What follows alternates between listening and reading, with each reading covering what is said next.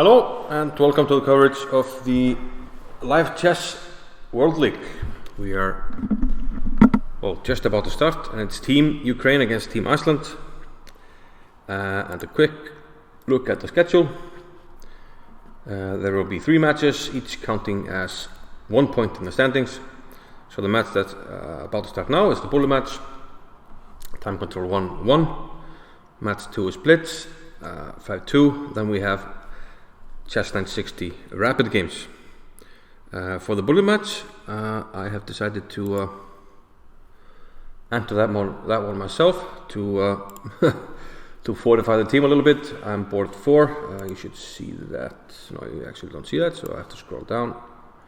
I'm board 4. We have Sigurd board 5, and as you see, board 6 for Ukraine is a GM, and here way down you have an IM, FM, National Master. Okay, so the games are underway.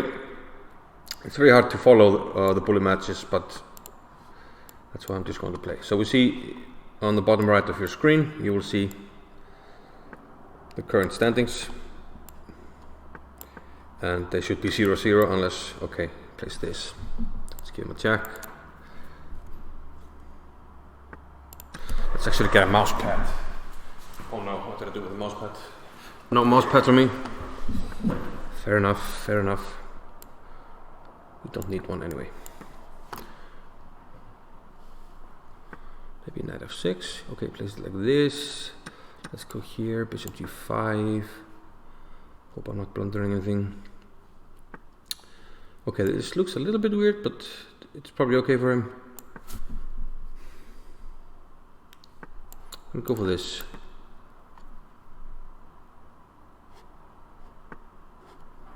Okay, my bishop has to retreat. Let's just go all the way back to e3. Probably has to take now. The castles. That surprises me. I'm going to force him to trade here and hope to make something happen on the c file. Maybe he can just play knight b8. He doesn't do that, okay. And maybe we can get some pressure. Okay, he plays knight b8, and probably, no, he can't play c5 yet, so I have a chance to get my pieces back around his position. Let's go here. Maybe bishop f4. He's still struggling to play c5. e3. Let's play here. Get the knight somewhere else. Not sure where though. Okay, you still can't move the knight, so I'm gonna move here. King comes. Okay, g5, standard move, h3. Let's see, 3. Can I somehow... maybe he wants to double. He wants to double, okay. This is passive, but at least I'm defending. Still, he's stuck with this piece. Maybe I can tickle him.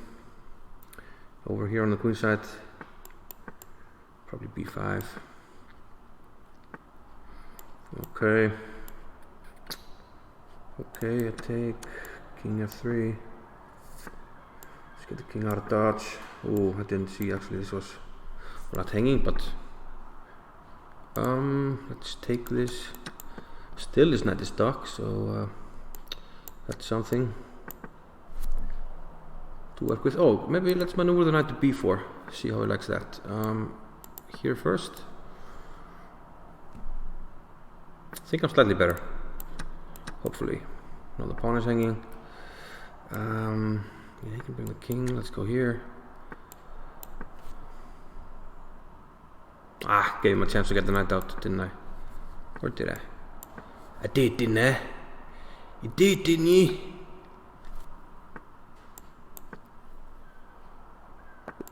Oh, threefold repetition. Okay. Oh, no. 13.5, 2.5. Ouch, town. Population, Iceland. Yeah, it looks like we're going to struggle in this match. We need more players. Let's go c5. Goes b3, okay. Thought he might take, but he didn't. Does he want to play e5? Queen c1. Okay, this is slightly weird, but I don't know. Let's go for a d5 push.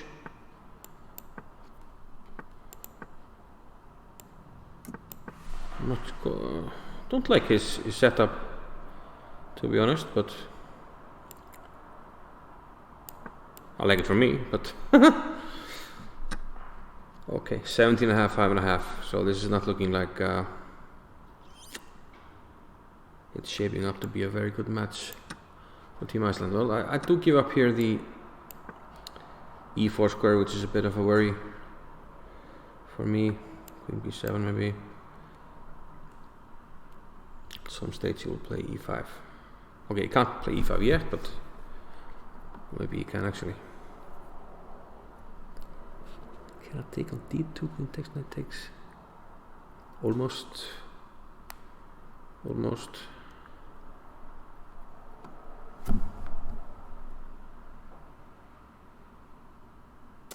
Yeah, it looks like it's harder for him to make a move. Meanwhile, it's 18.5.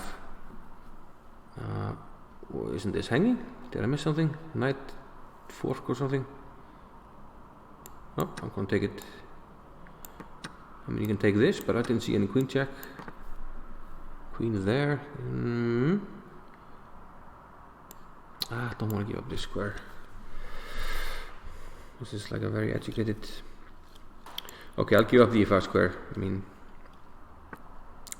it's the price we'll have to pay. Oh, ouch town, population me. That was very clever by him. Oops, that's a blunder. Here. Yeah, I didn't really think this one through, did I?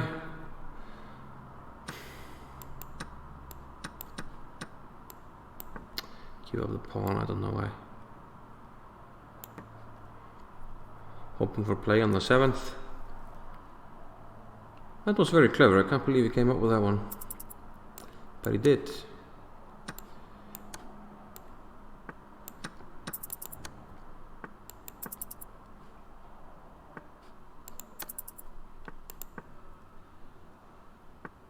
Okay, looks like it might be another draw. Yeah. Okay, at least I did my part, but it's 24-6 in the bullet portion. And yeah, Team Ukraine, again, for those that just joined, you were watching the Live Chess World League, the two-time defending champions, Team Ukraine against Team Iceland. This match consists of, well, actually, we can say these are 3 matches. Let's see the schedule again. So this was the bullet match, 1-1 time control, then we have a blitz match, and then rapid 10-2. I know that there are more players showing up for Iceland in the blitz portion, and hopefully we can give them a better match there, but right now it's looking yeah, really tough. 29-6 already for Ukraine. Team Ukraine, they sent us these little badges. What do we call these? A badge, right? And yeah, Team Iceland and Team Ukraine are on very, very friendly terms, and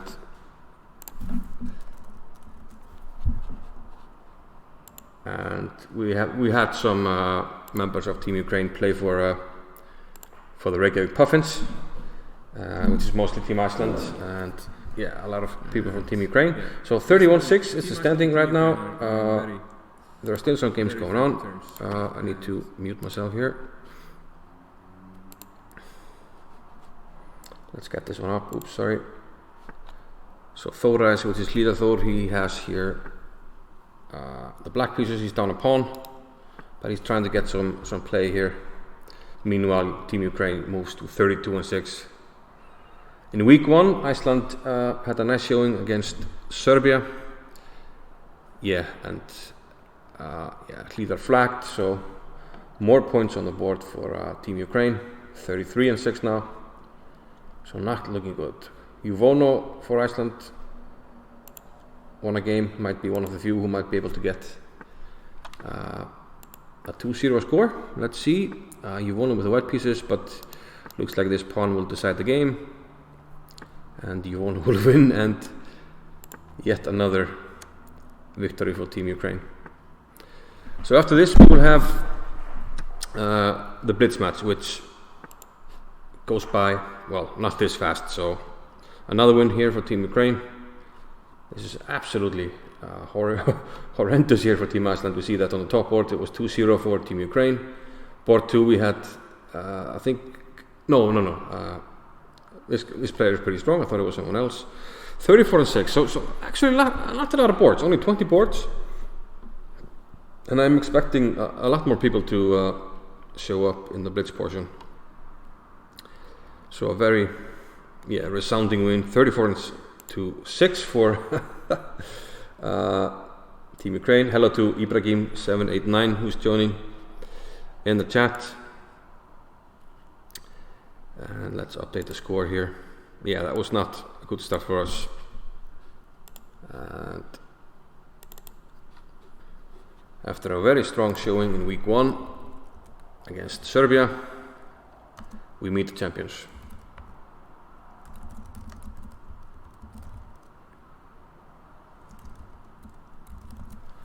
So this is the final score.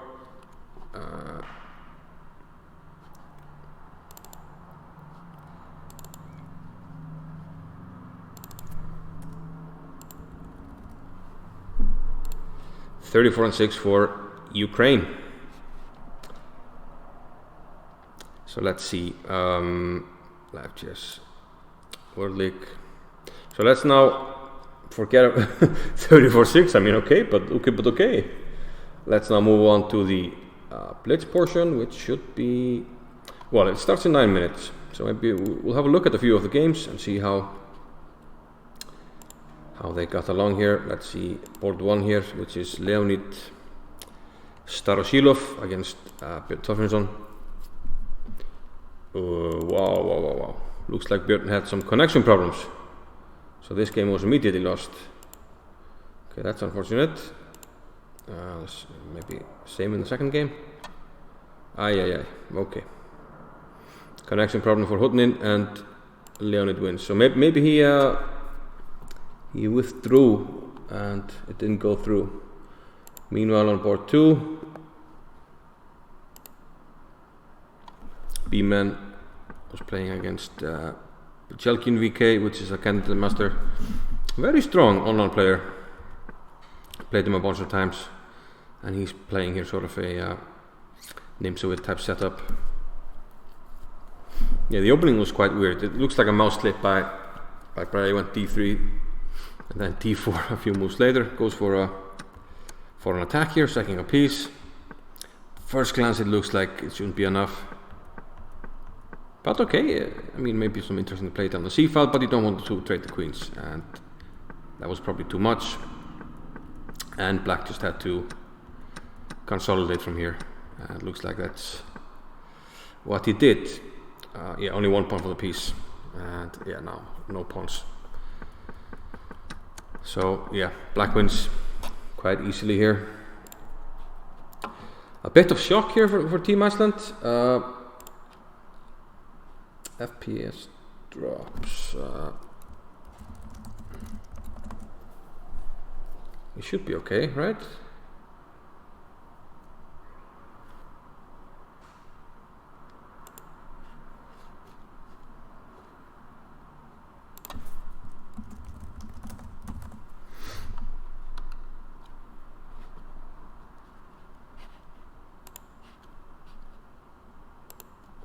So let's see. 7 minutes. Okay, and the blitz portion is already looking a lot better. We have 111 players, which means we already have 56 boards. So that would be a lot more interesting. Let's see how that one is shaping up. The bullet portion was resoundingly won by Ukraine, but now we have fortification for Team Iceland. Morpheus on board 1, international master, and as you can see, he's rated 27-47. We have B-Man Grandmaster. I'm sure he will do better in the blitz portion. He played for the Reykjavik Puffins in the Pro Chess League Summer Series. Then we have Sigurbjörn, Áskil, Stefan Brím. There's a nice play. But it looks like Team Ukraine is outrating us on most boards. Alexander Matlak, he plays against Gumi Gisla, who's underrated here, I can promise you that. Lagituba. We have Borgarfjörður Eystri, which is Johan Ragnarsson, Benedikt. But everybody is playing way up here. This is going to be a really tough matchup for Team Iceland. Flatus, skráður ykkur.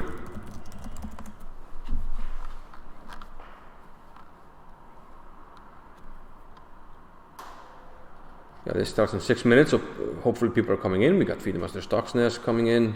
Okay, Flatus, International Master, Mr. Big Timer. Meanwhile,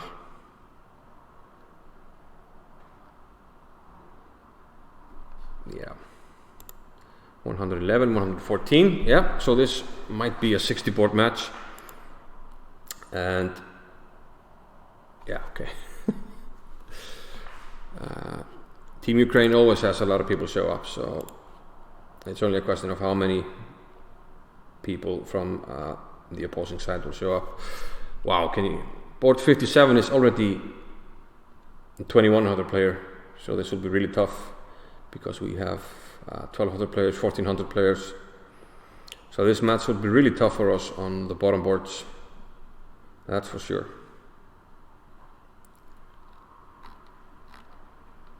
Yeah, I'm wondering if if I should join this one or if it doesn't matter. Strategy by Art Vega. Do we have some people that have played for the Reykjavík Puffins here? Alexander Matlak has played for the Reykjavík Puffins. I'm wondering if UA Arthur is... Art Vega, I think, played for the Reykjavík Puffins. UA Arthur, he's not here. Yeah.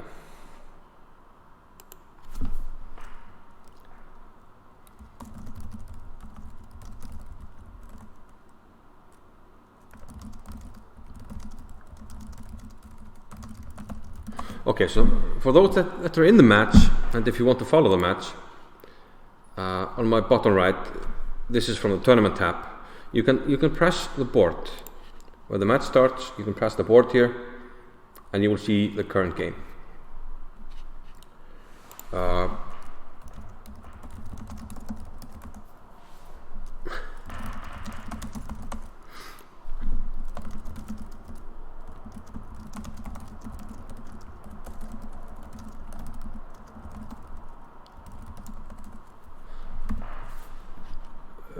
Yeah. Thomas, I thought... Oh, Johan couldn't make it this time. Okay, yeah. Johan Helgi couldn't make it. Yeah, we had a lot of players that we could have shown up for this one, but unfortunately, didn't happen this time around. So this is round 2. In the first round, Iceland won against Serbia. And I'm just going to look up the standings.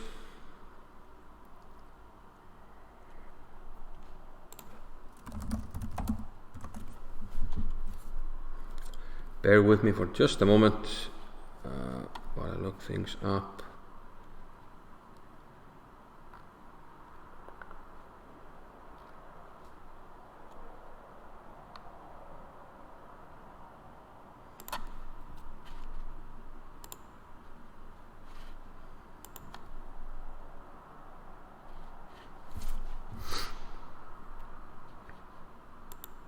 Okay, here we go. So, the first division, the teams there are Team Serbia, Kazakhstan, Team Russia, Team Slovakia, Team Ukraine, 2-time defending champion, Argentina LCWL, Team France, and Team Iceland. So in the first round, Iceland beat Serbia, as I've already mentioned many times. Team France beat Kazakhstan. Argentina lost against Team Russia, and Team Ukraine beat Slovakia. In all these matches, the winners won in all the portions, in bullet, blitz, and the rapid portion. And we already had some games in round 2. Team Serbia with a yeah, resounding victory against Team Kazakhstan. So Serbia got on the board. Team Kazakhstan still without a win in the first division. And we are a few minutes away, 1 minute away from the bullet portion starting.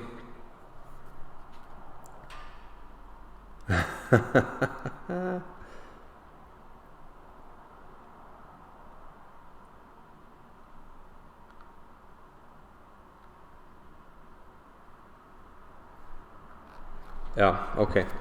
So, I'm actually gonna play in this one as well. Because we're just so outranked on every board that just pushing everybody down one board will make all the difference. And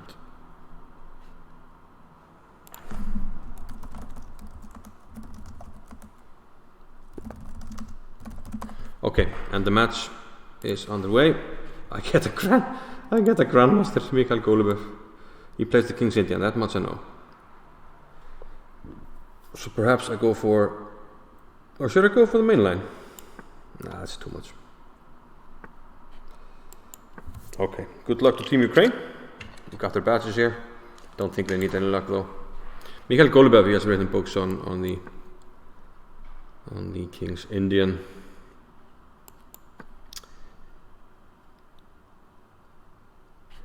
I played this setup a lot, and it's nothing much, of course.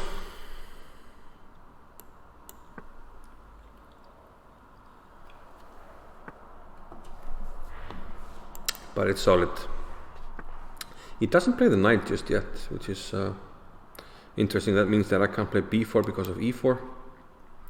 I kind of don't want to castle. Looks like he's... Maybe he wants to wait a little bit with the castling. Maybe queen c2 and play b4. See what it does.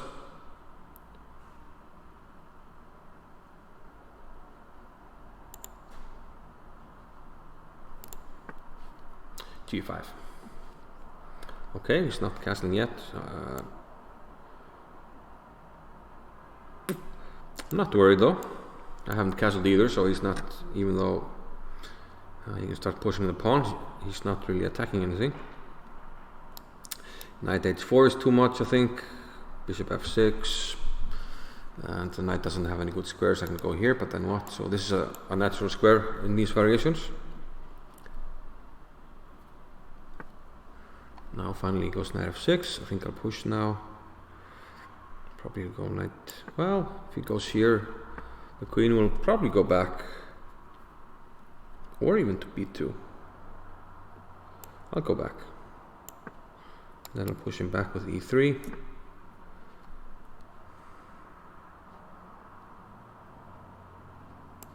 But there's no rush. Bishop b2 maybe.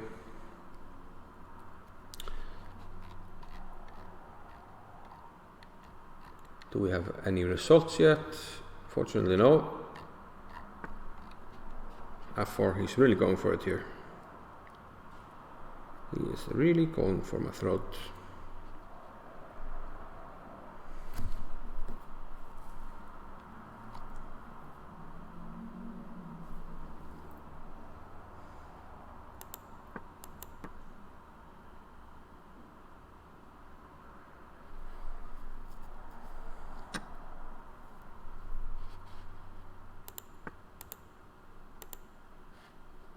f3. Of course.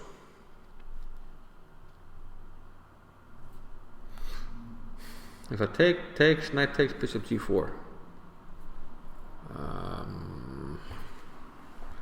h3.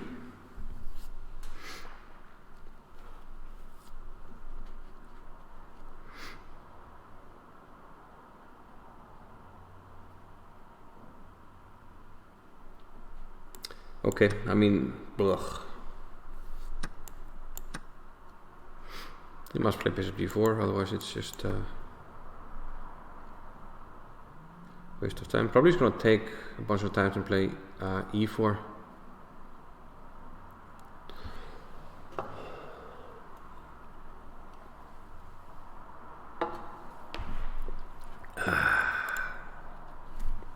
This broadcast is sponsored by Kristall, which is Icelandic sparkling water. So finally he has to think. I don't know why he's been playing this like it's a 3-minute game. But maybe he just wanted to exert his dominance over me. 3.5, 1.5. Here's the score. Stocksnes with a draw. Of course, Stocksnes, very solid player. 2 more draws in Vova and Sherabsenia. And Carlsen Falciato won against Borgarfjörður Eystri. Now it's 4.5, 1.5. Let's see. He plays e4. He wants to open up here. Can I take on g4 now? Takes on f3. Bishop takes. Bishop takes, queen takes. I think I'll take on g4. Knight takes g4. I take this. He takes here. hg. Knight takes g4. Knight takes d4. Knight takes f2. It's getting complicated.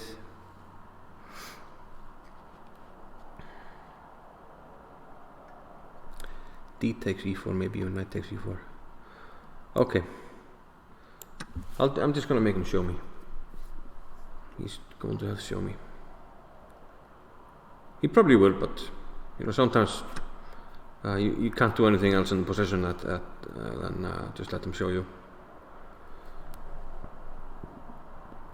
Here again, I probably don't have any options. Bishop f1 is too passive. So just have to see. Probably he's going to give a check here. King f1, takes.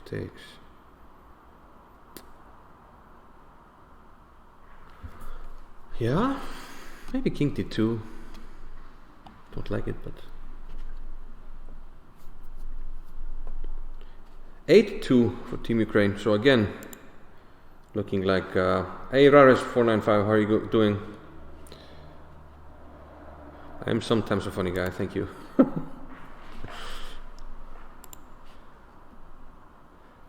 So for those that just got here, we are playing in the Live Chess World League.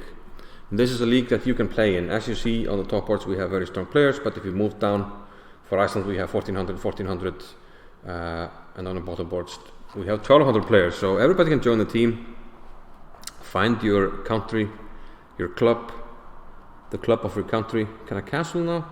Takes. Why not? Yeah. Oh, he wants to. No, I see. He wants to take and play knight d5. Very clever boy. By the looks of it, he might be a grandmaster. He should apply if he isn't already. Castles wants to take and play knight d5, and this guy will be hanging. Can I, however, play queen here? No, I can't. Now I have no time, guys. What to do about that? What can we do when you have no time? Can I move the bishop? But where? Bishop e2, knight takes, queen, no, castles, knight takes after queen takes after knight d5. What can we do here? I'm gonna flick this one in, just for the sake of it. And I need to find something. Queen sack, takes, here takes, and I takes. Okay, let's sack the queen. I mean, I'm so way down on time, and I'm just trying to play for a fortress. It's better than being down a piece, I think. Unless, let's see. Let's have another look. Could have three pawns for the piece, but I could also take here, take this, and hope for the best. I think that was my original plan, and I'm going to stick to it. I have like a slight pawn mass, so maybe I can make a fortress. 24 seconds. This would be tough, guys. Takes, I guess knight takes. Does he have a double attack? I don't see it, so I'm gonna do it. I think I can just put my knight on f4, hopefully. And hang on. Ooh. I'll take this and take this if he takes on d5. But he takes the other one, then I go here.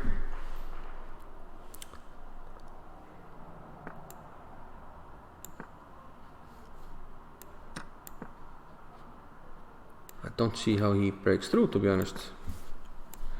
I'll put my rook here. Okay, this doesn't matter. I'll put my rook here. You can give me all the checks you want. I have increment. Okay. I think like he's accepting that it's probably dangerous for him to play on. And we have a draw. Right? Yeah. Okay. That was a tough one, but we held on. Meanwhile, the score is 16-8. Not as bad as in the first one, but still not looking very good for us.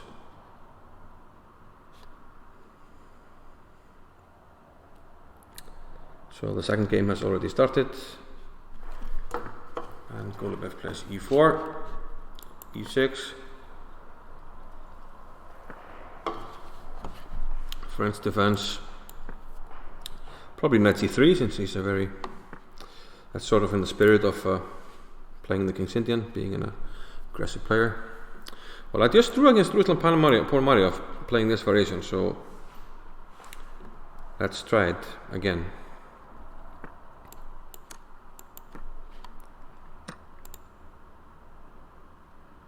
Takes. Channeling your inner Nakamura. My Scottish accent on Nakamura. Hikaru Nakamura. Okay.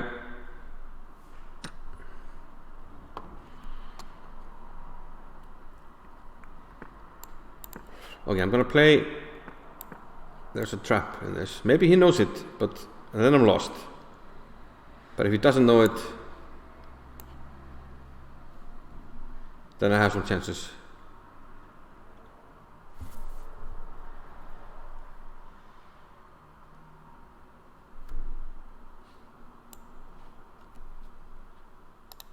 So maybe I should pause when he takes, not take immediately. Meanwhile, 22.5, 8.5. So I have a game on my YouTube channel where I went for this trap, well, allowed this, which is good for white, but he has to know the correct way in the middle of the variation. And we'll see if he takes. Meanwhile, 23.5, 10.5. Morpheus lost on board 1. Alex Volkanov beat B-Man. Yuvono, I'm going to wait a little bit just to pretend like this comes as a shock to me. Yeah, we're not doing great on the top boards, which is... oh, look at this. Yeah, the bottom boards, they're just cleaning up Team Ukraine here. Okay, so I take... And now I pre-move just to pretend. So here I go Queen G6 after he takes.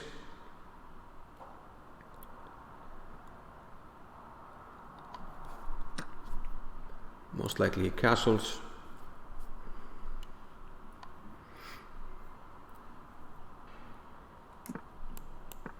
And here he has to find a move. I'm threatening to play here, and the only move that I think is winning for white is h5. I can still fight there, but he has to be precise. This trap is actually more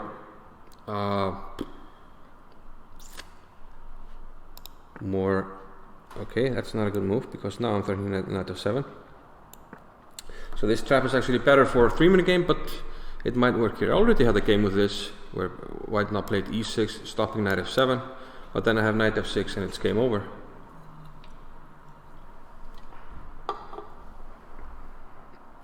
I think it's too late to play h5 now, because h4 I play h5 and I'm still threatening knight f7. Or can he do it? Well, e6 I can play knight f7 anyway. Okay, he plays h4 now. So if I play knight f7, he wants to play h5.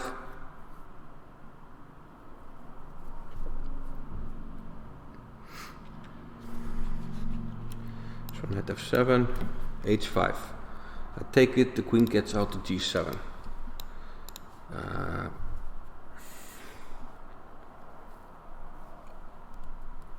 Could potentially play knight f6. Queen takes f6, queen takes, pawn takes, rook takes, jack, king h2. But I'm down a pawn there.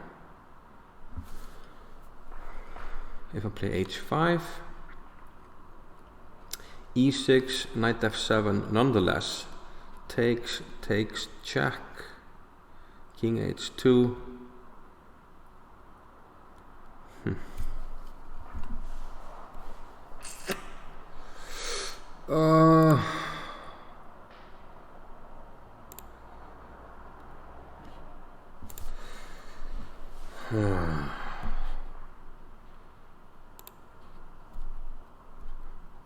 Let's see.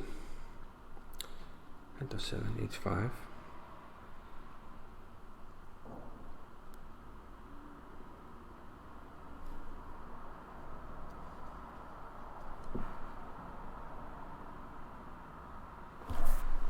Wait, what about knight e6? No, then he gets out here. Okay. h5, e6, knight f7, takes.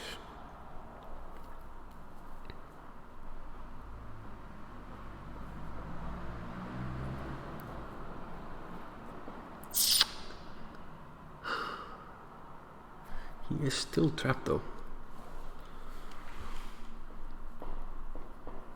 So h5, e6, knight f7 takes. I take here, check, king h2, queen takes f7, something like bishop b2. Go back to the rook to e8, then it goes bishop g5.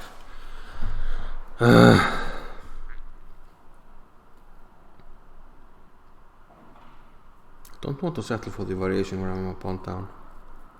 Maybe I have to.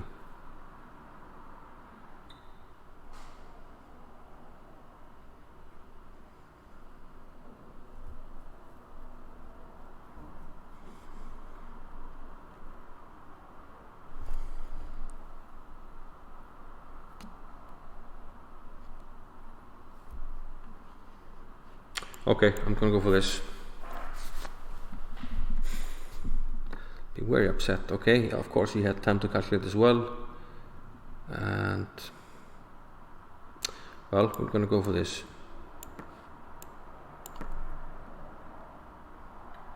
I'm down a pawn, but his queen is still trapped.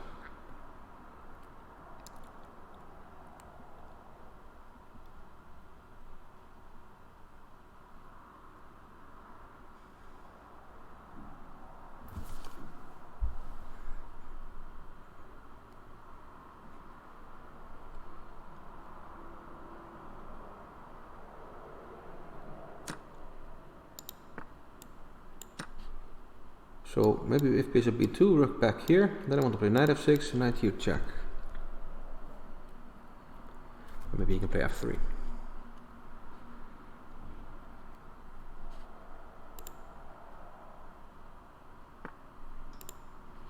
Plays bishop b2. Is this a move?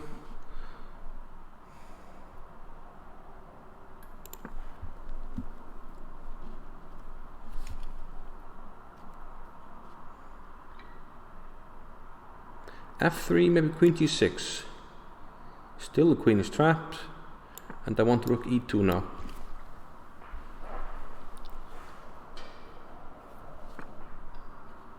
I must play bishop g5.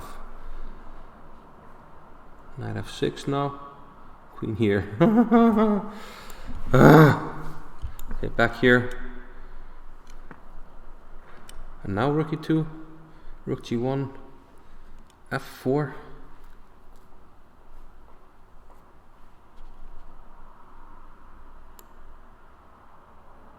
I think this is working. f4 and queen g3.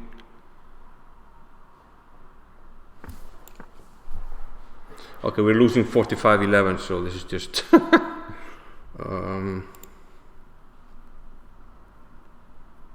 I don't see anything for him. I'm just going to give him a check and take here. Just going to give him a check and then take. King h1, I don't think it helps. Queen g3, does he have a move? Don't see the move. Queen g3. You can take this, but okay. The queen doesn't have anything. Okay, I mean, his pieces are... The knight, fortunately, covers this. No! What? Why? Ingvar! Oh! Oh!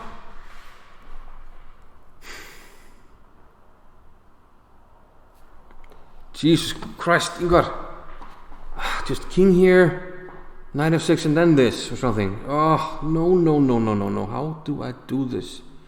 Okay, knight f6. King b7 and queen g5. I managed to blow this. This is unbelievable.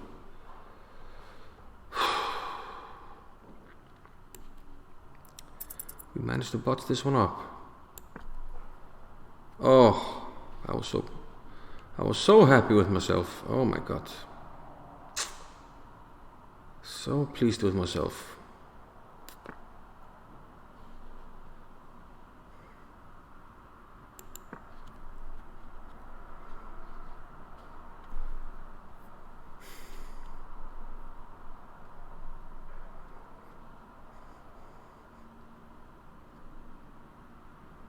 Still have some chances.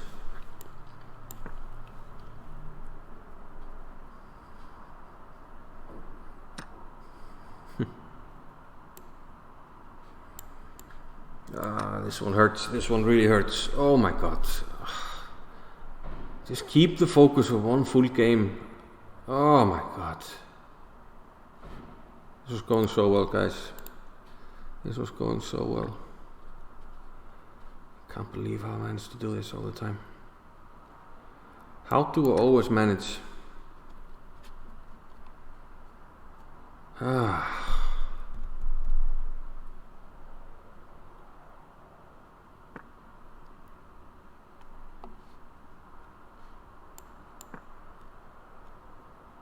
How do I always manage to do this?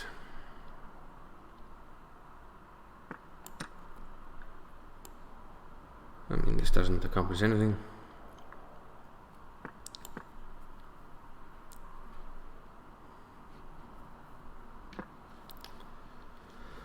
That was disgusting.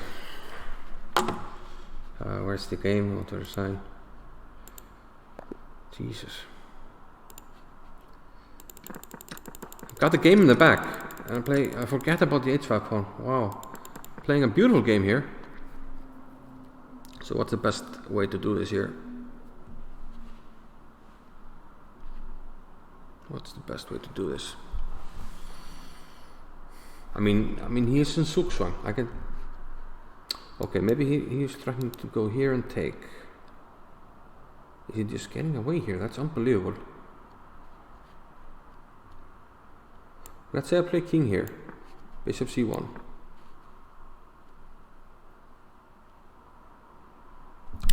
Yeah, maybe he just gets away. Wait. King h1. Now I should go for the goddamn queen trap here. And then knight f6. Because he doesn't have bishop c1. That was one of the ideas of f4. And then I just got carried away with the mate. Rook e8. Does he have a move? g4. That has to be too much. I just take it. Okay, he can play here now, but now I can just swing over maybe here and go for the mate on h2. So g4 is too much. And if you can't play g4, I just play knight f6 next move. And finally I get the queen. Okay. That's the way life is sometimes. Of course, like Rara said, there's no shame in losing to a Grandmaster, but it's also frustrating when you lose, when you play a good game and you sort of have it in your hand, but you let it pass. Meanwhile, 54.5, 12.5. Absolutely getting slaughtered here. But yeah, at least I gave them. Wait, oh no. Tournament in progress. Yeah, that was a heartbreaker. This Leonid guy is very strong. He beat Morpheus 2-0. Let's see, we have some flashy games here. Some flashy games, potentially. Yeah, this was a long grind, probably. Alex Molchanov beat B-Man 2-0. This was a 25 move game. B-Man with white. London, yeah, he takes on B6. Queen C2, I think is the best move here. But this is, yeah, a potential line. We want to go here. But he went for the exchange sack, which is, yeah, a very interesting option here. Bishop is coming to A4 at some stage. Wants to undermine this. Maybe Bishop A4 now. Yeah. F6 and then maybe Bishop E4 to D5. B5 first, Bishop E4. G4. Ah, nice. If you take, then Rook G8. That's F8, so Rook G8. Oh, I'm gonna get it. Third time's a charm. So he couldn't take the pawn, and now he gets the D5 pawn. No rush, and this is hanging as well. Yeah, so Breit didn't even bother to fight in this one, unless he flagged. But there's just too much stuff hanging. If you play Rook A1, it's so passive. He might have just flagged though. I think he would fight down here, so I think he flagged. Okay, 55.5, 12.5. Yeah, we're not getting a very good. Thank you for oxidized lizard. Yeah, it was a good game. I think it was very, very exciting. It was exciting to play and hopefully exciting to watch as well. Meanwhile, don't know why I'm using meanwhile a lot today. Stockfish Nor has followed my channel. Thank you for that. So let's try to find another word, which will not be diagonales, as popularized by Hikaru Nakamura. So we have a final score 57-13, and this is. I might have to put on another Team Ukraine patch to since they are owning us, but I do have on the Team Ukraine badge. They sent us these badges. Team Ukraine and Team Iceland are on very good terms. And yeah, for those in the Twitch chat, on my channel I will put the link to the Reykjavik Puffins fan club. And please do join that fan club and help us in the Pro Chess League.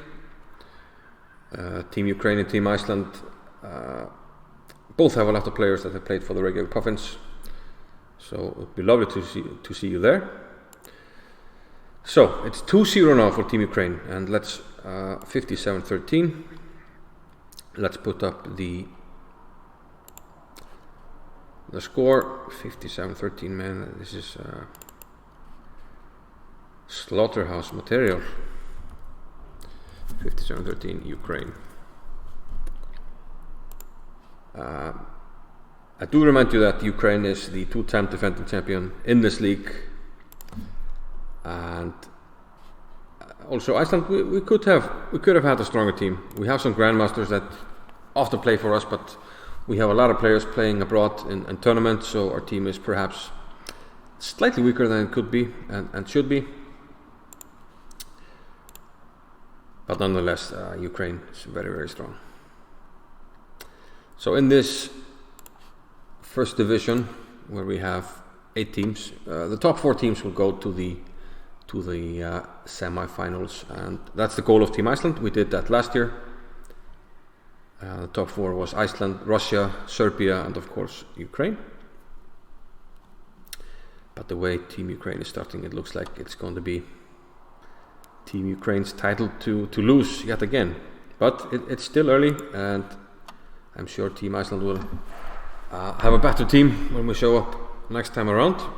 But yeah, even on the top boards we were getting good showing by Áskil, which is August Sindri Karlsson, FIDE Master, 2-0 against a strong 2500. So it looks like he's the only one on top boards, kind of doing his duty. A lot of draws there. Flatus, good result against a Grandmaster. Grímur as well, quite solid.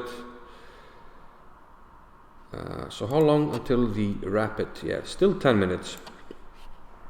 So maybe we can look at some games from this match. If you have some games you want to point out to me that you've seen, please do so in the chat. I'll try to check it out.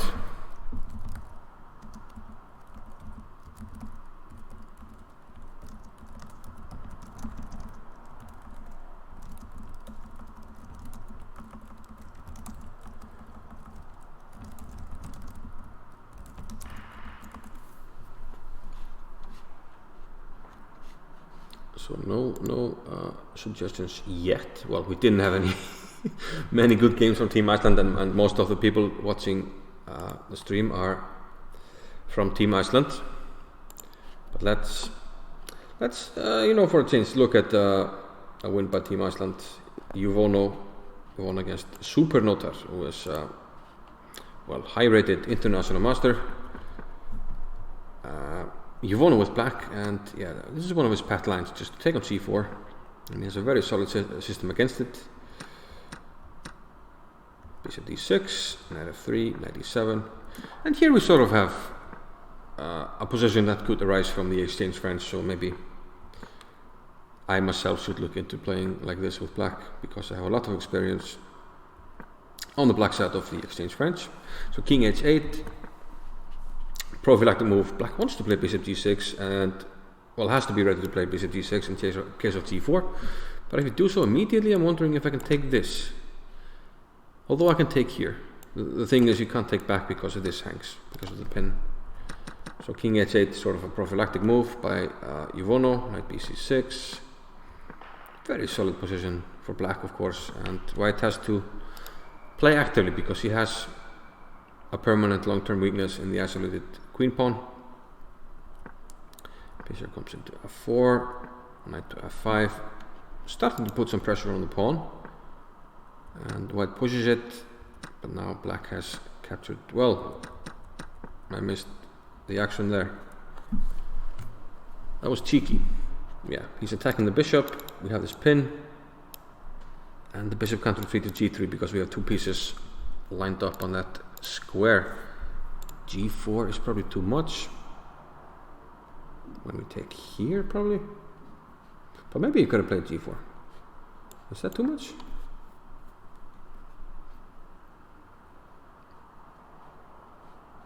Knight takes, knight takes.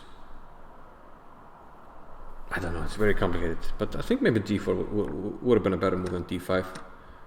Because now this is hanging, and you can't take on c6 because this pawn is pinned to the queen.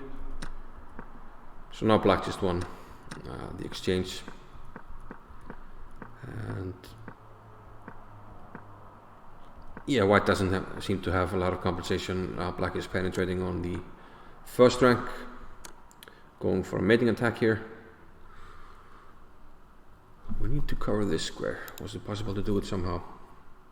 Probably not, but knight f4, the king has to run, and he wins another exchange. And actually could have taken on f5 with check, and should have, but it doesn't matter. It's all good in the hood here, and easy win for black in the endgame. So yeah, one of the few bright spots for Team Iceland in this match against Team Ukraine, the defending champion of the Live Chess World League, 57-13. Absolute hammering.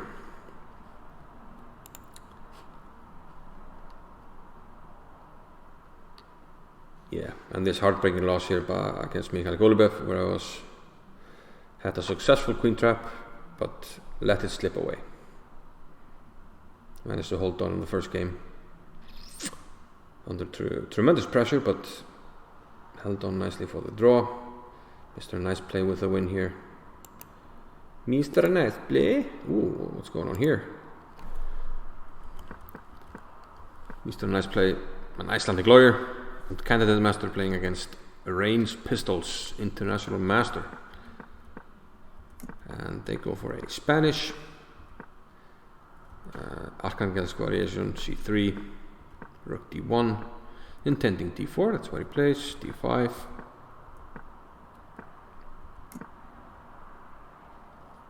Bishop g5, h6, and black went for this very aggressive g5, and Halldór Brynjar, Mr. Nice Play, he accepted the challenge, took on g5, and yeah, perhaps this was well, not a good idea by black, because the rook is already ready to join here, and you have problems defending this knight. Rook h8, rook f3, problems, so you have to give up the exchange here to defend, but now white actually has material equality, and what's worse for black is that white has a mating attack. The queen is coming to h6, a nice queen g5 check first.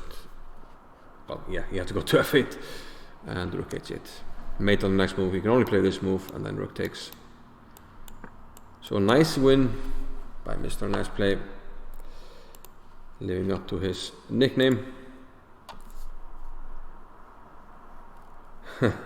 Yeah, I guess many Ukrainian players benefited a lot from the old USSR chess system. Well, there's a huge chess culture, of course, in Russia and Ukraine. It's a popular sport or pastime, whichever you prefer to call it, and they have a lot of strong players. And you saw it in this match. I mean, if we go way down, they had 2,000 rated players on every board, and this was a 35 board match. No, I thought it was more. 57-13. Didn't we have more players? I thought we had more players. Maybe some people backed out. Yeah, 35 boards. And they had, the lowest board was 2100, so they had 35 players rated above 2100. And the bottom boards, 1, 2, 3, 4, 5, 6, 7, 8, 9, 10. Yeah, 11 out of 12, 13 out of 14, 15, 16, 17 out of 18, 19 out of 20, and it just keeps going. 23 out of 24 on the bottom 12 boards. It was only Steini Cool, yeah, I'm cool, who managed to win against a 2100. Well done by Steini Cool. He played the London system. Of course, the London, baby. A very solid opening, and he goes for an attack with h4. Let's see how Steini, 1500 rated, got a win here, a scalp against 2100. Takes on e4. Now he can play for a very strong knight. Maybe he should have put it on e5, puts it on f4. I would have put it on e5, but still you have a strong knight there.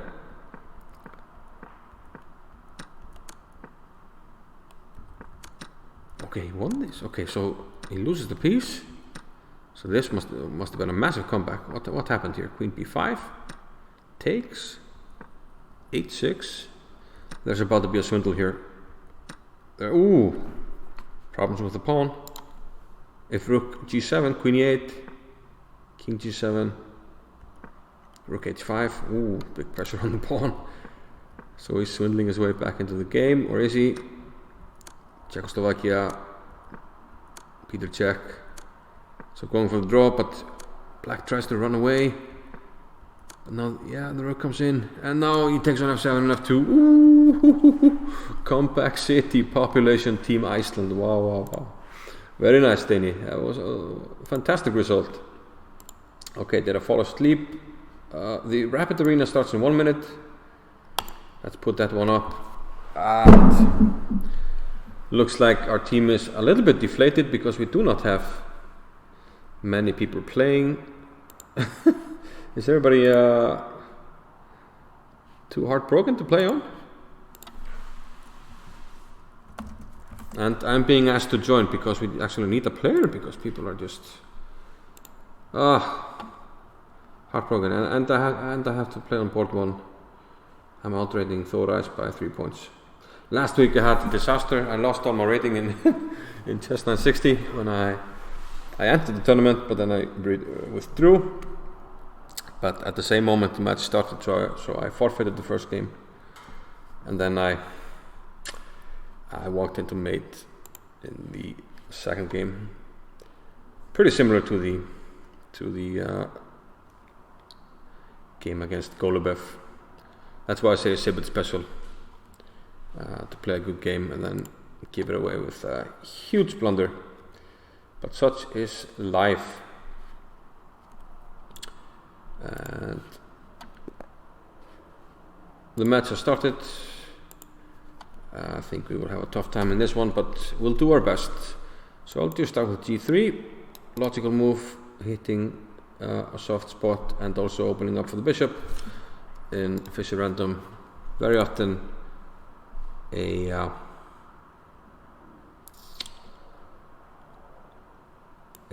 fianchetto is called for. I'm going to play c4. I want to get my knight out to c3. So he's arguing that, I don't know, he can't play d5, so I mean, does he want a knight here? But my knight on b3 will block it, so I'll play knight c3, otherwise he could have taken on b2, just as I was threatening on my first move.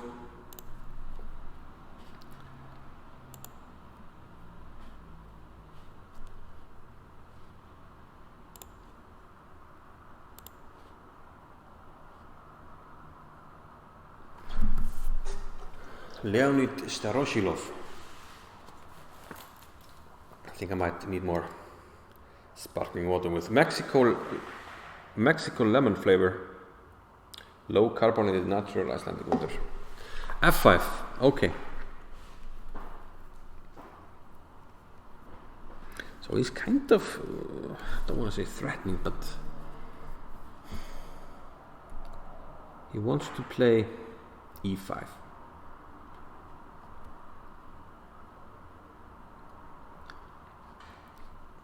Okay, I see you.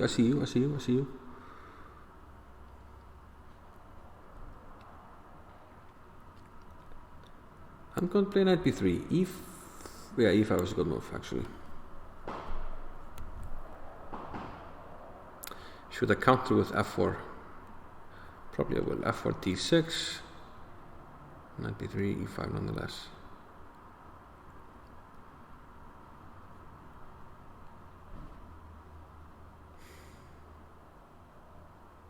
Kind of don't want to allow him to play e5. Can I castle then? Play for d4.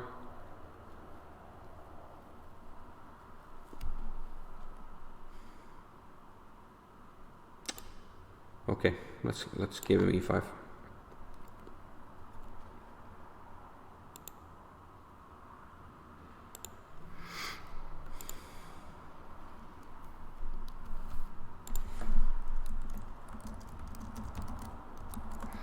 So my opponent here has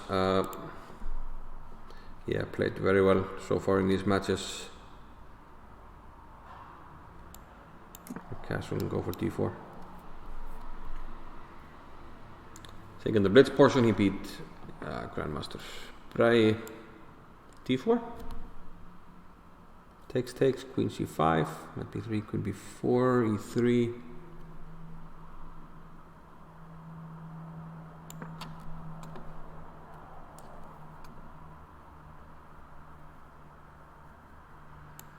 Wait, yeah.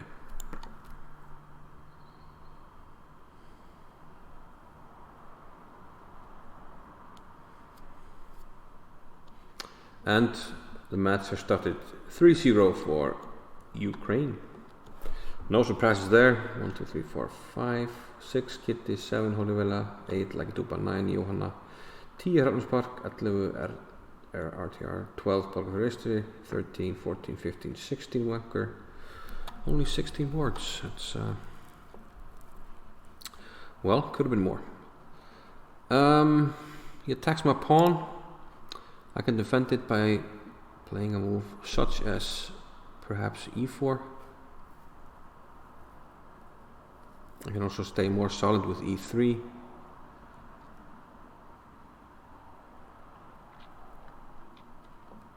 I can also go for knight a5 when he has to do something about the pawn on b7. He could take on d4 though. Other options. Don't know. Takes, f4.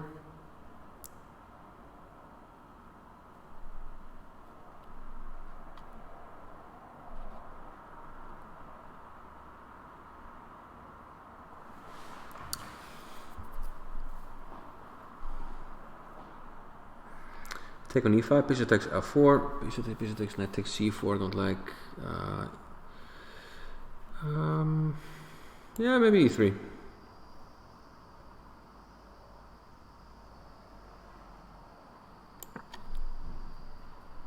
I don't know. Don't know. Maybe.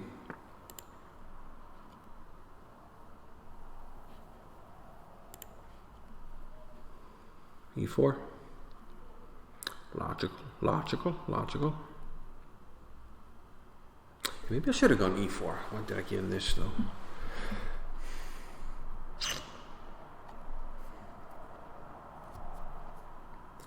What about c5? Knight d5. Takes. I don't know. Knight a5. Maybe I should see how he reacts to knight a5.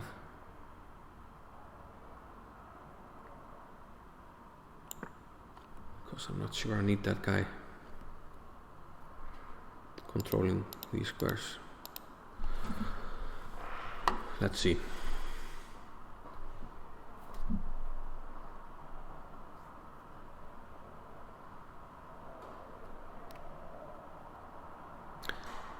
I might get greedy here and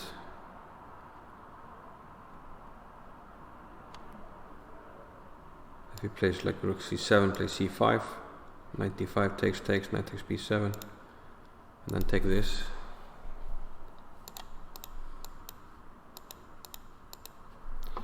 Maybe. Still 3-0. Still 3-0. I mean, it's 10-2, so I mean, people should be taking their time on their moves.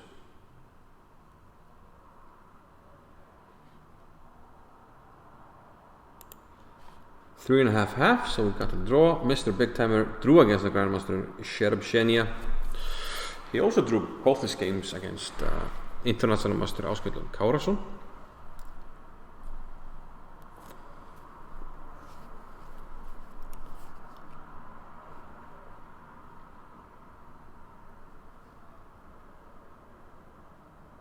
So you're getting a glimpse into how strong Team Ukraine is, and well, for those that haven't seen, we're playing in the Live Chess World League. We're playing a rapid game now. Let's have a quick look. Team Iceland versus Team Ukraine. Every match in the Live Chess World League consists of a bullet, blitz and rapid portion, each counting 1 point towards the standing. And as you can see, Ukraine just slaughtering here, 34-6 to Team Ukraine in the bullet portion and 57-13 in the blitz portion. We're now playing the rapid game. It's a chess 960 game. That's why the position is a little bit unusual. As you can see, the bishop on h1, bishop on e1. And as often happens in chess 960, you forget that your opponent can't castle, and I simply forgot that black can castle here on the queen side as he did to protect the pawn. Having said that, I can't play c5, and he doesn't have a lot of squares for his knight. Does he want to go to a8? Really? I'm gonna play c5. I see an idea that might be interesting. Might be interesting.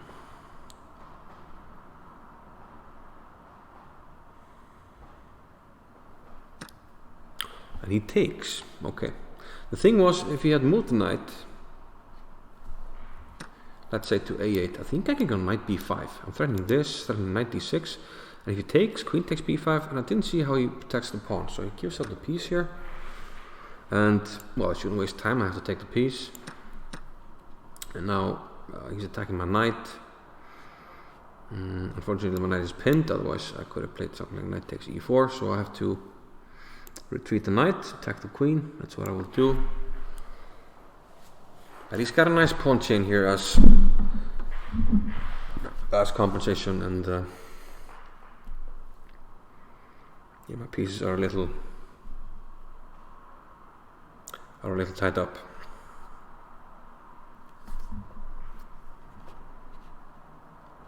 So he's going to move the queen, and he's going to play d5, maybe c5, d4 is something I have to look out for. So I need to find a way to get my pieces a little more active. He plays queen over there.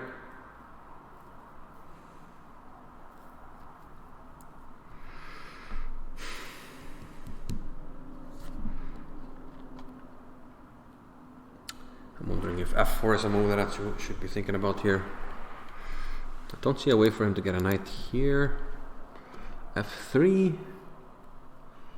f3, d5 takes. f3 takes, queen takes.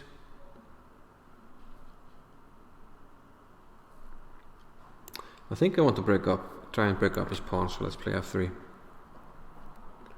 I'm also hoping he plays d5. Takes, queen h3. This is not a very valuable pawn, and he can play rook d7 there as well, so maybe nothing special. He takes, and I was intending to take with the queen. Do I want to take with the bishop, make him spend time with the queen, play king here, then get the bishop to f2, and he's got already 3 pawns for it.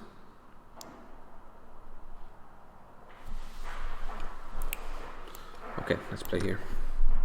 If d5, I can play g4 also and get the bishop into the game here on this square. This shouldn't bother me. I mean, it's not a threat to take. King takes, the bishop is covering this. Can play e4 and probably should.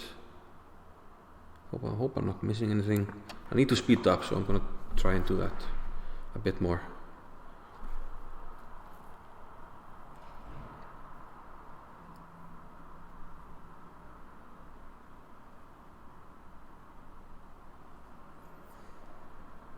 So he did sacrifice a piece for 2 pawns, so I am off material. But he's trying to make something happen here. The match, meanwhile, is 6.5 half to Team Ukraine. So unfortunately, yet again, it looks like we are not going to stand a chance against Team Ukraine. And more results coming in on the bottom boards. Gross Alex has already beaten Noblestone 2-0. Kapitan Anarchist beat Chessmaster 3000X 1-0 already. And Sergei Bugayevsky beat Wanker 8000. Benedict with a nice win. Benedict, also known as Ben Pump here on my stream. Let's take with the queen. I mean, he certainly doesn't want to trade queens. Having given up the piece, but that's precisely what he does. He gives me the chance to trade queens, and we'll do that. Do we have any tactical options? Don't think so, Tim. So let's just trade the queens.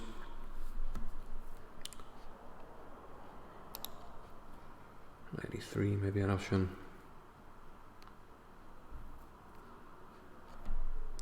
Can I return the favor on d5? I can't because of b2 at the moment. What about knight c5 to d3? I don't like my knight here. I mean, I don't like it on b3. So maybe I want to swing it around. You can play d4, knight e4, and then this knight jumps to d3. That also protects my pawn a little bit more, so I can freely move this knight.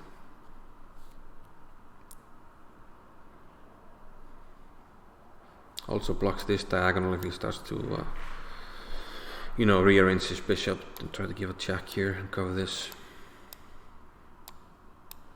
So I like the move, but anything can happen.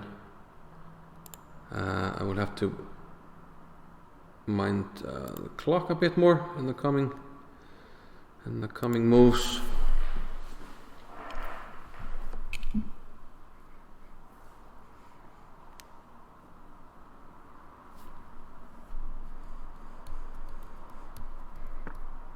G5. Okay.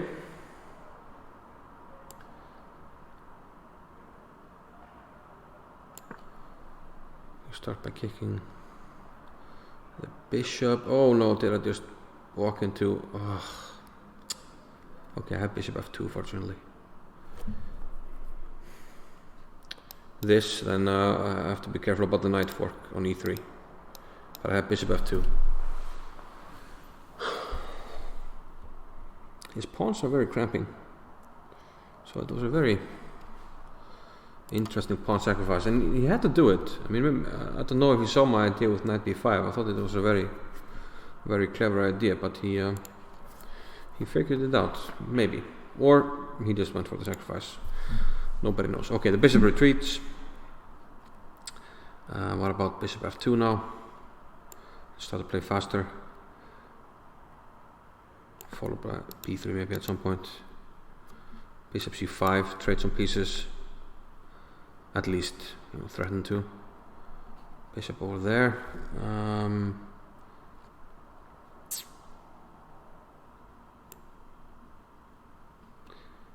Okay, maybe I'll play g4.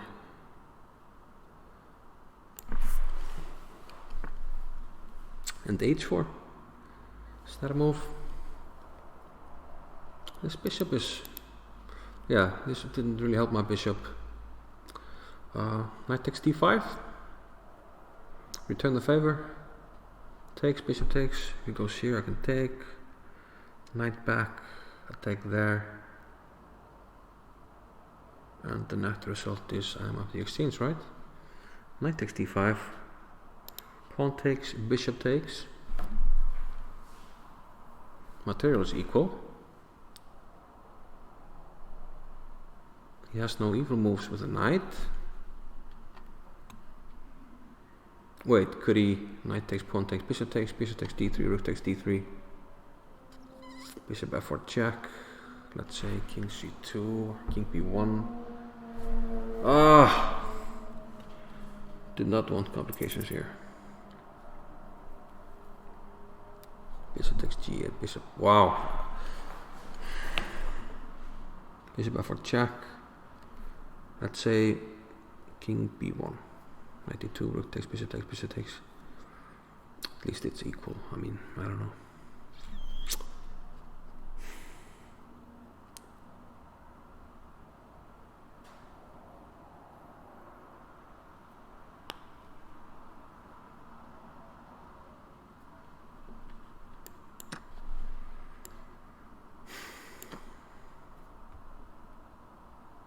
Oh, okay.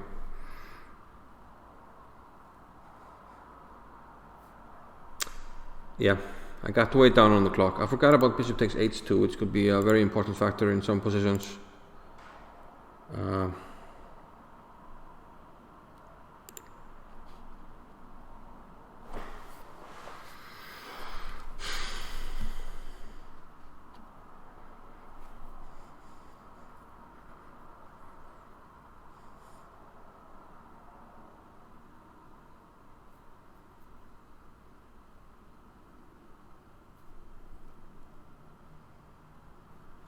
Bishop takes h2, he takes, okay.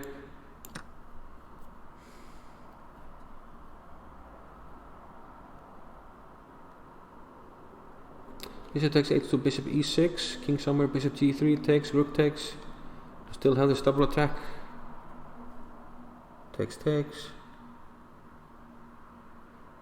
95, hopefully I have a check there. Oof. This, yeah, really requires a lot more time to be played properly, but at least it's exciting. At least it's exciting, guys. He plays rook there. And he simply wants to take this, which I missed. Bishop takes d3. How about this?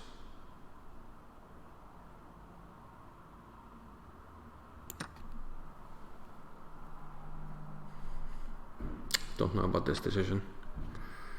Do have a check here at times. 10 seconds. Oof, ay ay ay. Ay ay ay.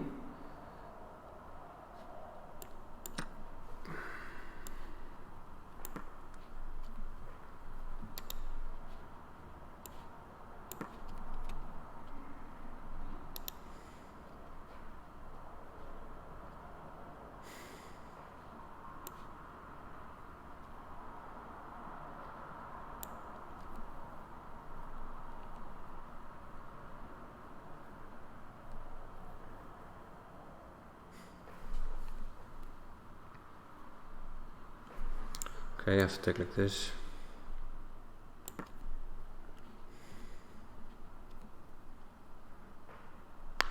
He can take, and look. No, he can't.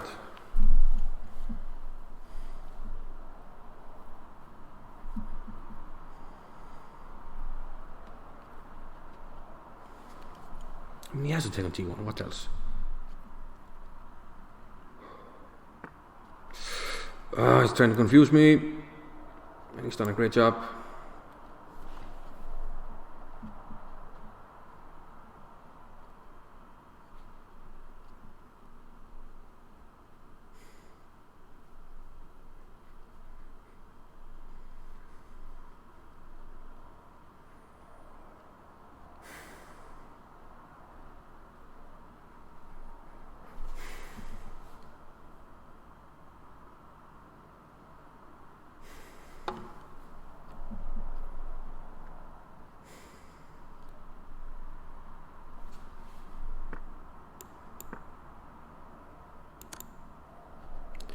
No!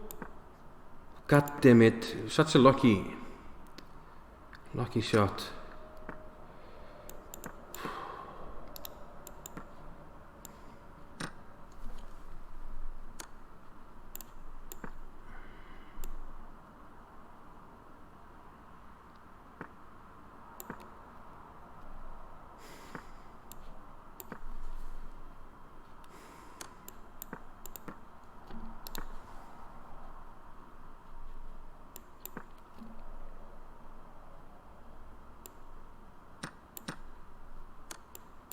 No!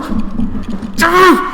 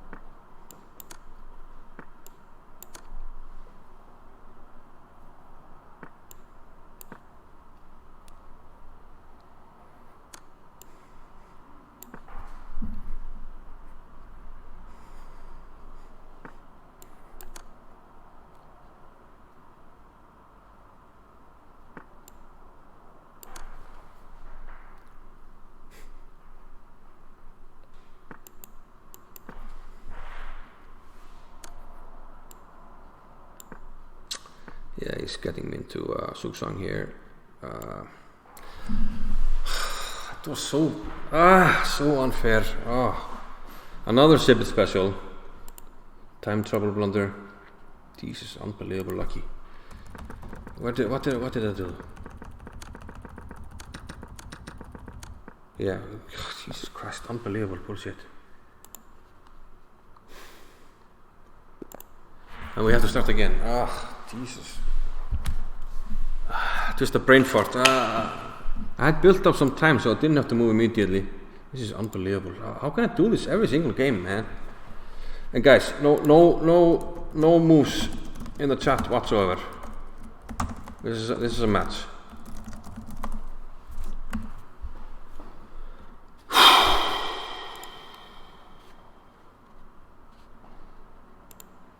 Oh,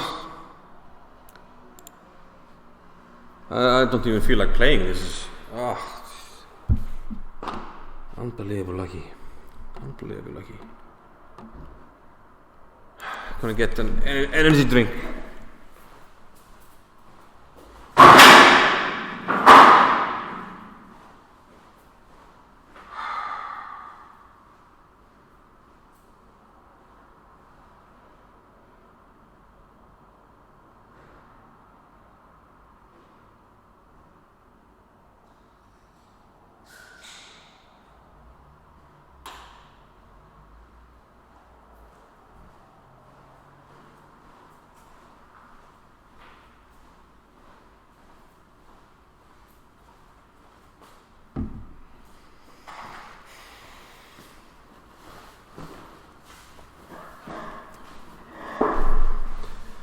Yeah, absolutely, utterly disgusted with what happened there.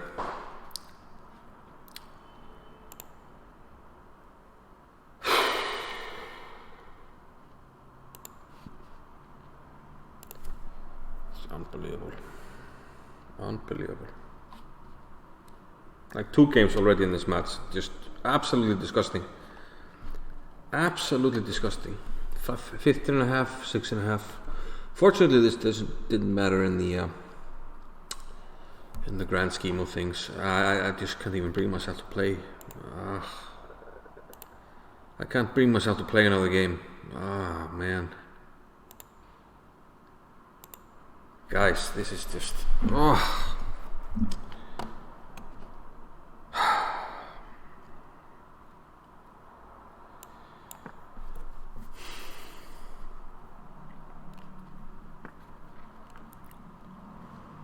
Yeah, let's go for similar stuff as in the other game, I guess. Knight b3. Okay, this is a tender point in the position. Let's go here, nonetheless, I guess. I had some, such beautiful ideas. This happened last week also. I played a beautiful chess 960 game and then blundered. Walked into mate, so... Yeah. The joys of chess and the occasional horrors, but yeah, you have to take the good with the bad, I guess. Oi. What did he do? Castle. How do we like e5 here? Does he have some knight b5? e5 takes, knight b5. A castle, bishop takes c6 type of moves. Right, c5. Well, I don't have to castle though. I can't play e5 takes, play e4.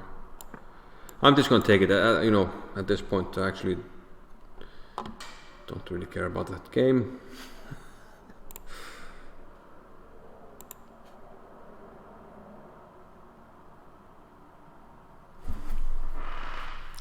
Wowza. Yeah, so this is the third part of the match. We're playing the chess 960, the bullet match, as you can see, 35-6.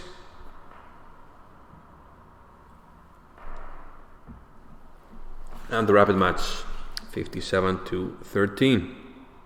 So we're playing the rapid portion right now, and once again, Team Ukraine has grabbed already a sizable lead, probably an insurmountable one, as we simply aren't winning any games. As you can see, the bottom boards were just being wiped out completely. Good job by Ben Pump, who got 1.5 out of the 2-game mini match. Good draw by Johanna Björk against Alexander Sklerov. Like a Tupa won one of his games. I think he did okay in the Blitz as well. Holy Villa is Heimir Ásgeirsson doing a good job. Okay, e4 by our opponent. What happens if I take and play d5? Is that so bad? I'm gonna do that. I'm gonna play more on instinct here. Out of absolute and utter disgust. I'm more interested in seeing the game, you know, how winning I was, where I could have done something better than I'm playing this game.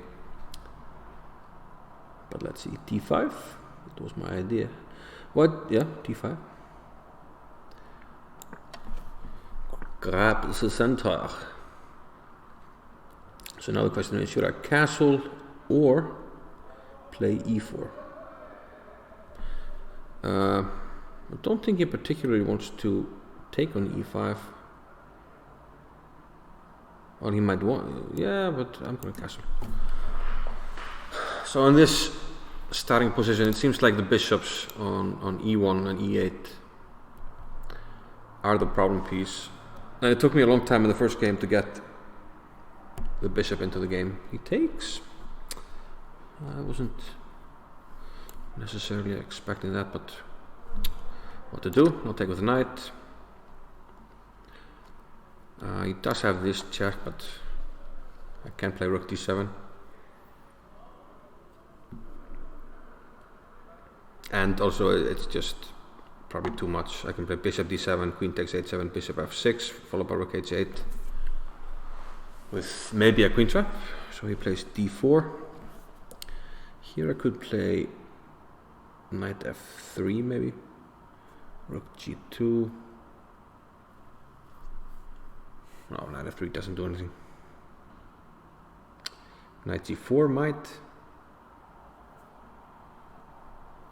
take on f1 and play knight g4. Bishop d2, knight takes h2, rook h1. Could jump into c4 as well, which, you know, at least has a threat. Oh, let's just do that. I don't like that I'm bailing out this knight, which doesn't really have a function, but a knight on c4 is pretty nice.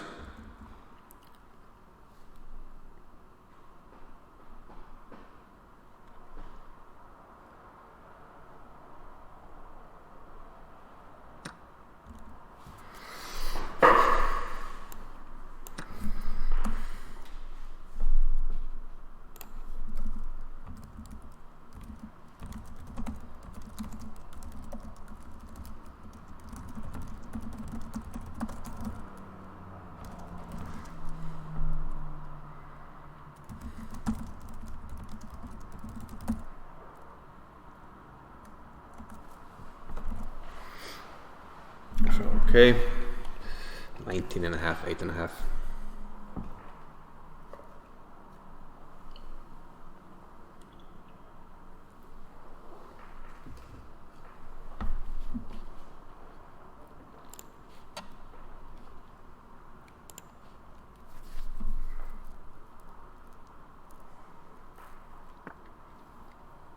Bishop to d2.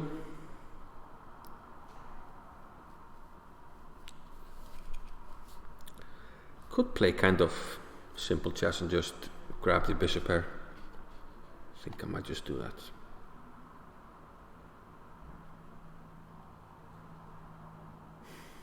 Although, should I let this knight off the hook there?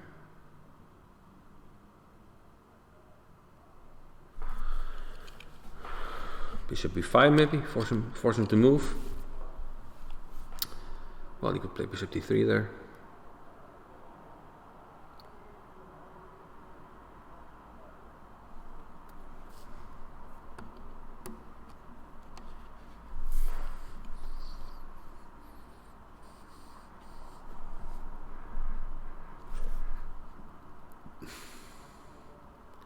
So knight takes d2, queen takes f1, rook takes f1.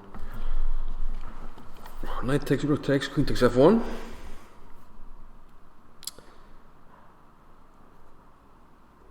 Bishop b5.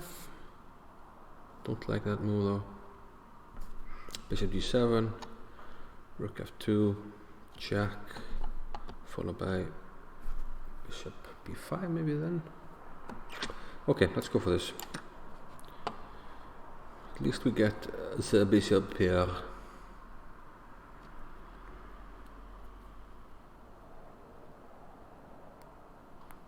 There are pawns on both wings, but still the structure isn't all that bad for the side with the knight.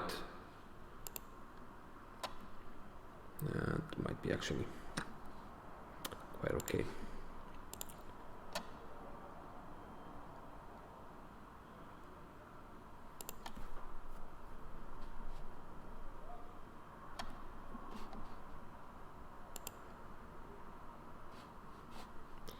Might be quite okay.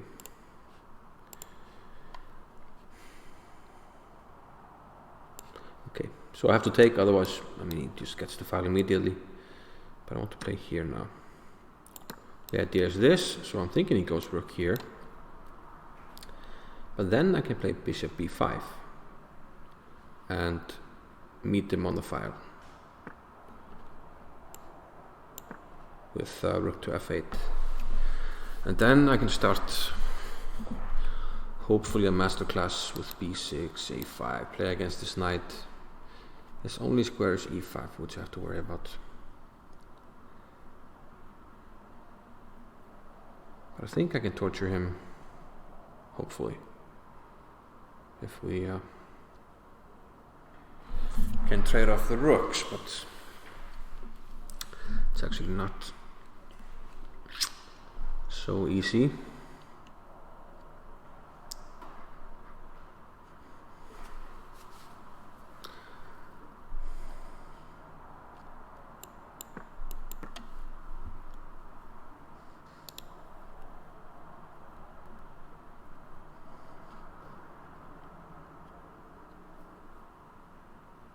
I think he has to take.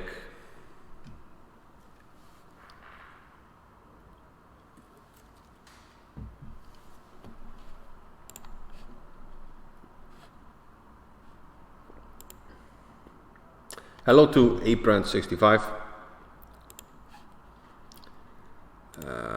We are playing in the Live Chess World Thing. Live Chess World League. What did I say? Live Chess World Thing? No, Live Chess World League.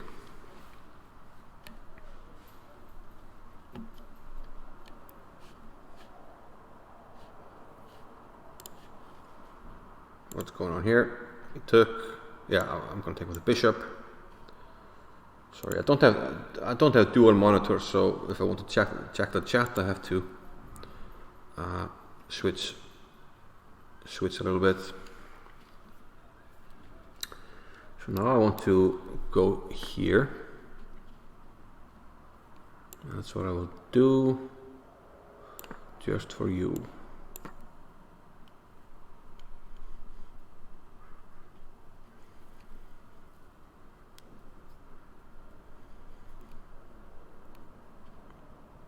Again, probably must take, because you can't go to the F file, which is the only other logical way to play here.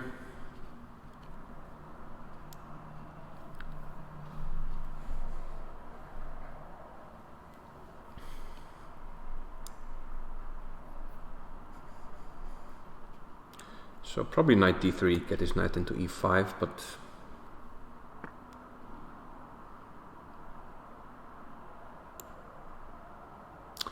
I can start tickling him a little bit. Kind of bishop maybe here.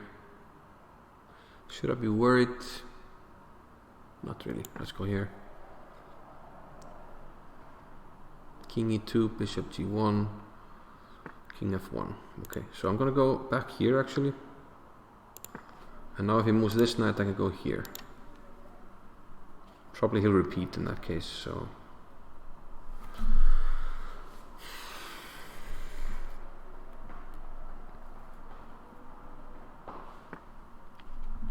Place knight to f4, which I did not expect for some reason. Probably means that he wants to play h4, h5 at some stage.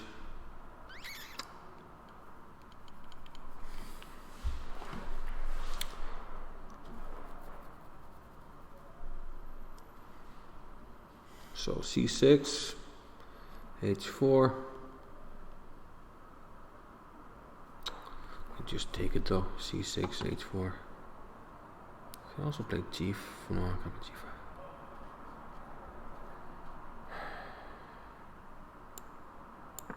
Okay, I'm getting down on the clock again. h4, yeah, I saw that one coming.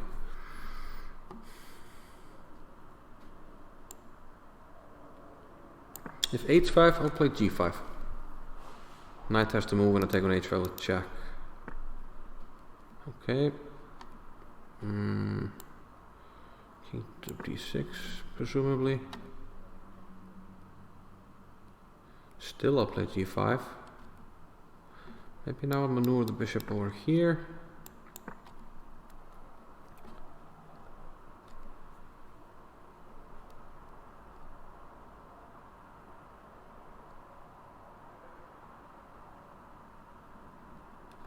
And maybe to g8 to play g5. Start by playing here. Pretend to be doing something. Bishop g8, h5, g5. Oh, h5 takes. No, yeah, just take. King f3.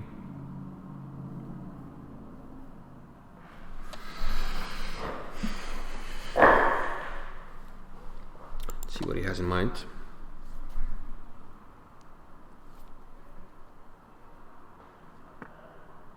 He retreats.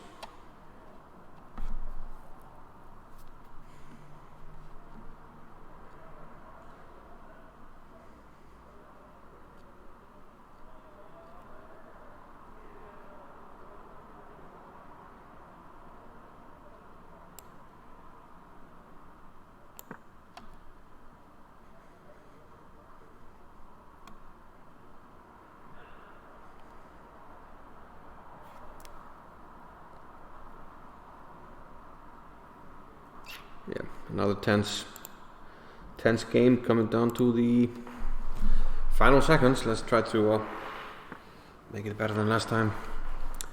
Knight to h3, h6, knight f4, g5, takes.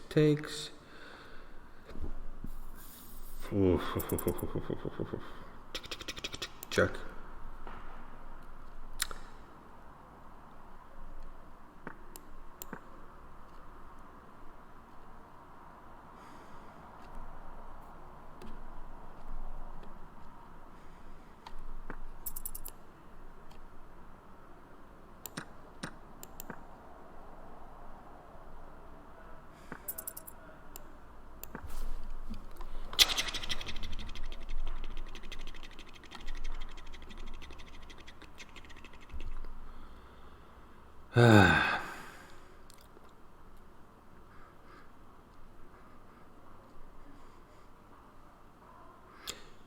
Yeah, I shouldn't have any problems drawing this, but winning it could be a big problem. Let's go for this. Guess I'm trying to win then. Ouch. Didn't see that. Didn't see that move. And now king e6, he takes on d5 first. King e7. I don't like that ending. Okay, takes a g5. Yeah, okay, we have to go for the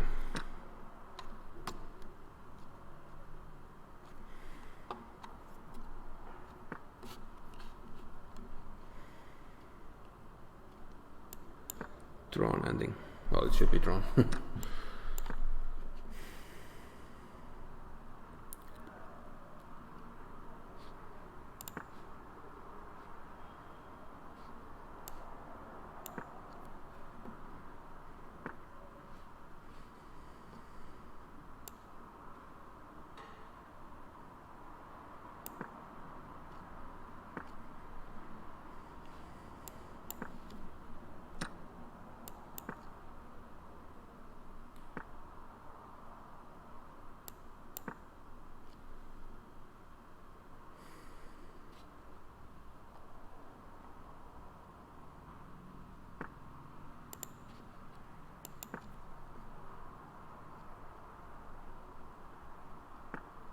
Apparently he wants to waste a few minutes of my life playing this one out.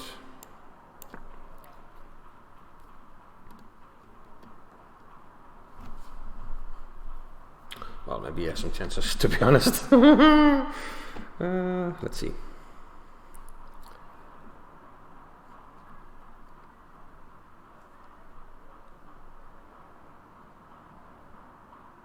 He's up 2 pawns. I mean,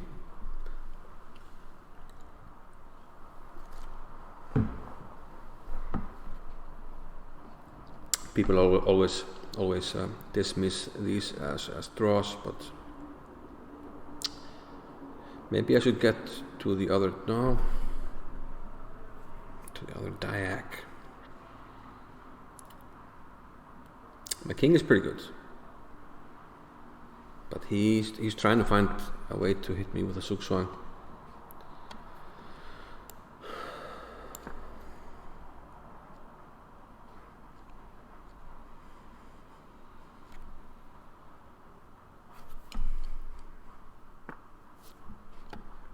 Okay, let's go back.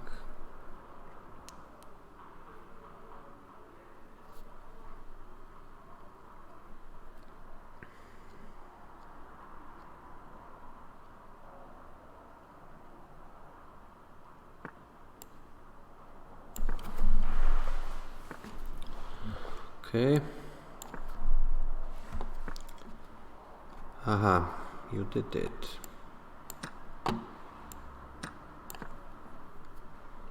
Well, he did nothing.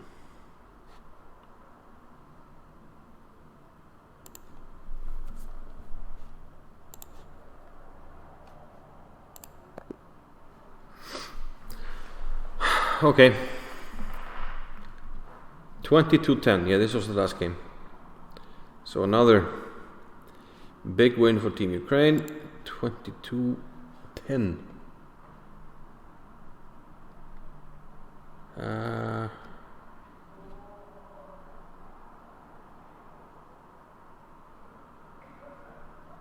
Yeah. Time to G5, make sure to draw you probably. Let's see. 22-10, that was, well, our best result in a way. 22-10, and again for Team Ukraine.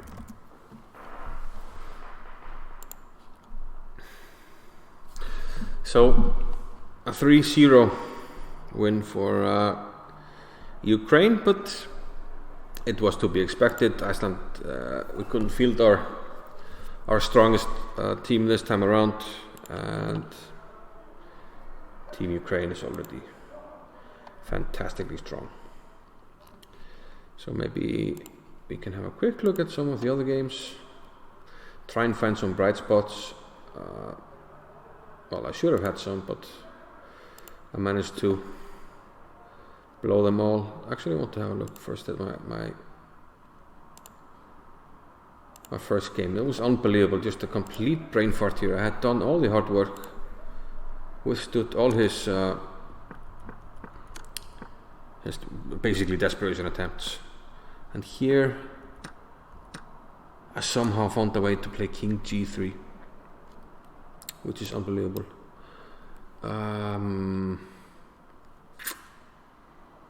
King F1 would have been best, it seems, but okay, maybe I'm a little quick to judge it. Let's see, check, King E3, he wants to play G3. We can give him a check. He can't go on these squares because of this check, so he has to go here.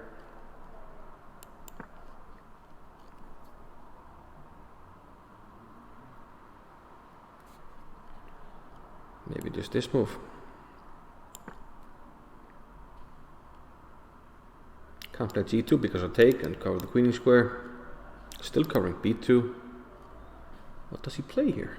Rook G2. Then I could play something like Bishop H3, right? Okay, let's say he tries to hold on. Maybe even a move like Knight F3. And the bishops will start to do their talking. Here, I play here. Then I grab the pawn. I mean, at least I should never lose. But okay, maybe I can't win it, I don't know. But that was a heartbreaking game, because I thought I played very well. Also, I thought this idea with, when he sacrificed the piece, I thought it was quite interesting. Played c5. I thought if he plays here or here, I can play knight b5. So I mean, this looks devastating, because this is hanging, a7 is hanging also. And if he takes, I couldn't see how he defends this pawn, because if you move it forward, I take on a6. And perhaps he saw this. I mean, this just looks good. Let's throw on the evaluation. Yeah, it's shooting up here for white. A big plus. Okay, so perhaps, yeah, the sacrifice was needed. So our first win was by Thor-Ice, Hlíðar Thor, who had the black pieces. Of course, everybody, well, did he get the, oh, it looks like we don't all get the same starting position. Okay, very interesting. I thought it would be the same starting position in all the matches, but it seems like there are different starting positions on different boards. So here we have the bishops in the corner, the knights in the other corner, and the king can castle either way. So to organize castling here is, well, you can queenside castle and move one, which is also always very funny in chess 960. You could actually start a game like this, queenside castles. But okay, you played c4, c5, b3, and as often happens, you fianchetto. That's the only thing that makes sense from both sides. So I mean, this, yeah, b6, c5 is, I don't want to say it's forced, but it's very natural. Same moves by both sides, e3, e5, d3, d5. So black establishing sort of a Maroczy bind, and I think probably he will go queen e7 and castle. f6 first, yeah, just setting up a Maroczy bind. And this is also often something that happens in these chess 960 games. You try to find a structure that's familiar, and Hlíðar set up very nicely here the Maroczy structure. The only difference is perhaps these bishops are in unusual setting. It would probably be on e2 for white, but for black maybe this is decent if he starts an attack at some point. So I think I like black here. Bishop a2, setting up on this diagonal. He gets the queen out of the way. Maybe b4. He plays b4. King out of the way. Okay, very nice, very nice. So it looks like white managed to inflict a weakness here, but Hlíðar goes for a sacrifice. Knight f4. Takes. Where does the queen go? c2. f5, starting to push. Now on knight takes c5.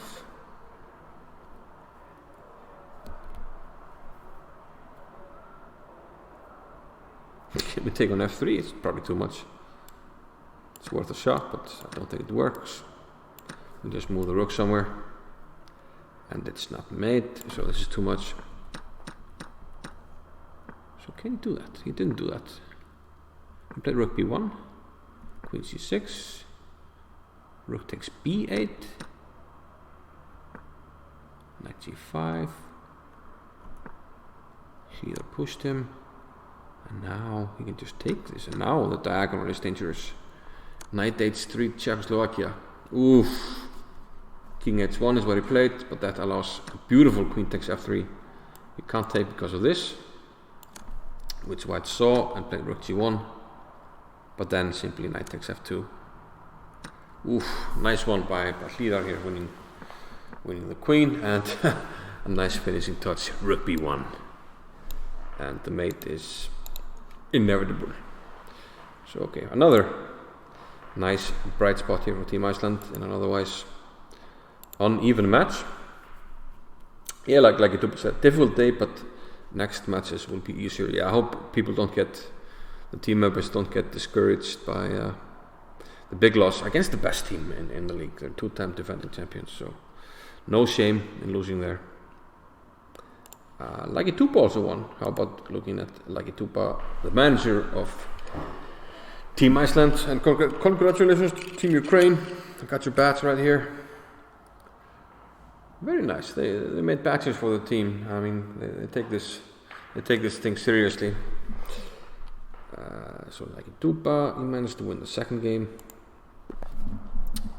And he had the white pieces, yeah, and a totally different setup. Here the king is on b1, and yeah, completely different position. And once again, he goes for fianchetto, which is, like I said, often a very forcing continuation in a way. Okay, getting the pieces out both sides. f4, yeah, Lagetupa has to play f4. Go for the Grand Prix type setup in every opening. Okay, I go for Grand Prix, winning attack. Yeah, knight c5 looks like a misguided move here by black, and this pin is very annoying. At the b6 you have to take on these double pawns. Now the king castles in not very safe shelter, probably the queen moved here. Eyeing a6, the bishop lurks on the diagonal after e5 at some stage. Maybe bishop takes f6, e5.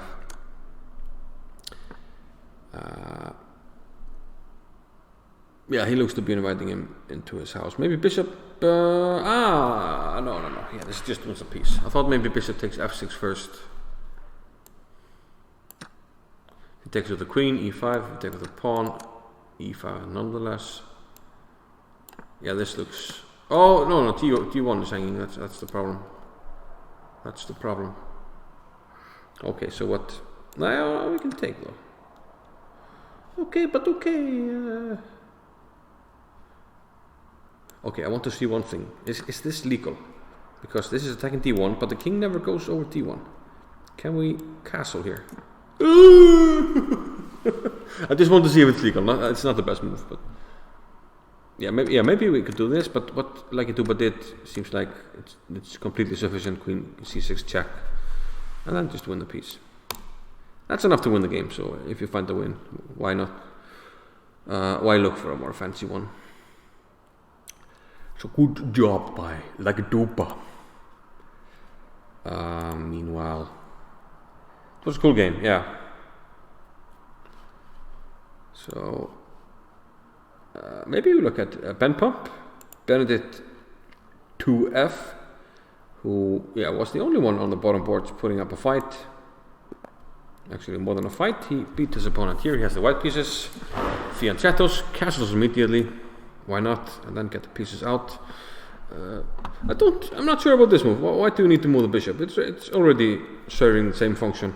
But I understand the feeling, just to get a position that you're familiar with. But the bishop is fine on h1. Just get the pieces out. So I don't like this move. f4, bishop f7. Ooh, this is hanging. This is hanging, buddy. He plays c5. Okay, maybe if takes on a2, then takes. Yeah. So he goes c5, knight b3 now, defending a2 indirectly. Pieces out. Black goes for a pawn offensive. b4, knight to d1. Okay, expanding in the center. Logical. Okay, logical. And now d5. Okay, e5. Now the position is very blocked. Black has the advantage on the queen side, having already pushed b4. So white has to try to do something on the king side, knight e3. Has to set up for g4 at some stage. And he does so with h3. Here comes g4. And now get the pieces over to the king side. g5 maybe is too committal, because now you only have the h file to work with. I think I would have tried to get the pieces on the g file, play h4, h5. But okay, let's see what happens. Now h5 is coming, and black very sensibly only leaves the h file. And this is starting to look shaky here for white. I mean, this is hanging. 91, okay, defense for the moment. Rook to h1, 93. We have a trade. This should be, well, should be better for black, because he can penetrate on queen side. We have some weakness, yes, to work with. But what happened? Knight g3, and black start to take. Now sacrificed by white. Going for knight f6. So yeah, looks like Benedict sensed that he had to do something drastic, and that's what he did. And let's see how it turned out. Knight takes f7, maybe g6. Yes. Ooh, another knight can't move because of mate. If you go to d8, there's queen check and queen check. Also if knight h8, so he starts running. Knight g5, but he ran into mate. So nice comeback win by Benedict. Ben Pump. Channel MVP. And in the second game he got a draw. Was a long game. Another bishop bending.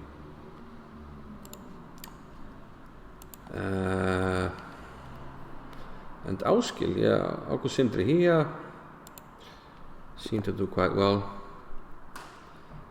This is a very long game. Let's see if the other one was a bit shorter, maybe. It was a bit shorter. Let's see. So August Sindri with white, g4. Going the Grob in chess 960. Can you do that? Apparently you can. d5, f4, g6. Bishop comes to g3.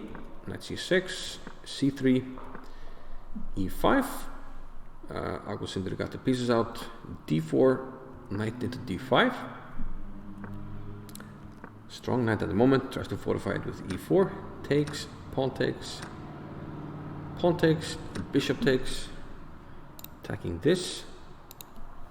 Knight e6 is played. Bishop comes back.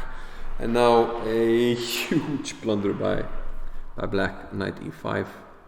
Allowing knight e7, which forks the king and the queen. So an 11 move win. Let's see if we have some other miniatures, which very often happens in these. Well, this one is a bit longer. Jovono against Novik, which was 47 moves. Jovono game 2. Connection problems.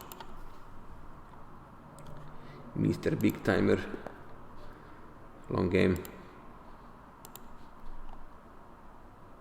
Kitty Video. 80 move game. Thank you very much.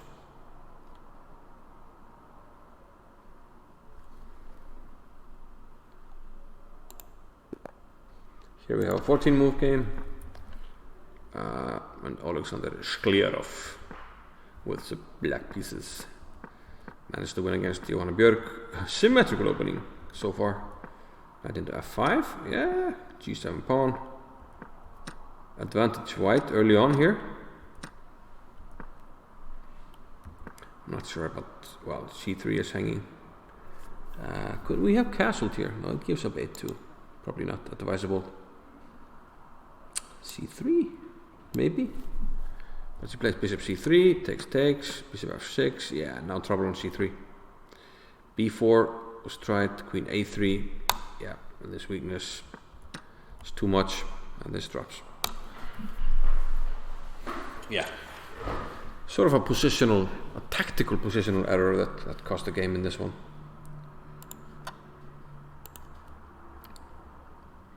Then we have Hrafnarspark against an international master. 26 moves.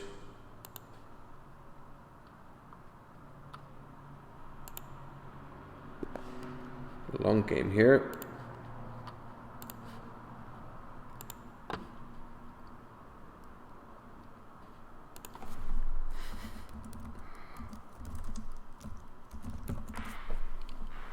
Yeah, so are there any interesting games that I missed that you want to? Maybe we have somebody from Team Iceland in the chat that had an interesting game. And surely we can have a look at it.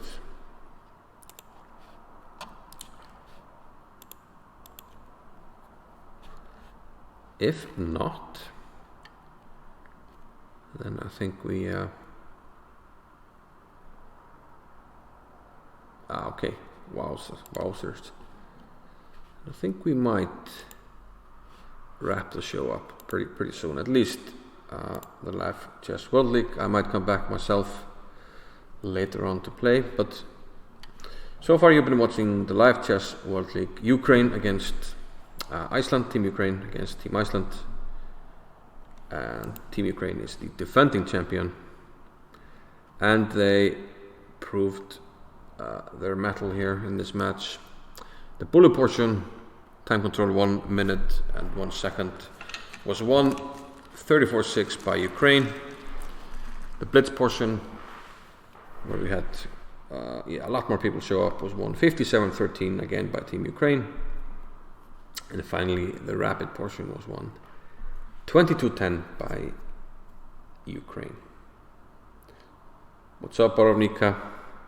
You're at the tail end of the Live Chess World League, the match between Team Iceland and Team Ukraine. And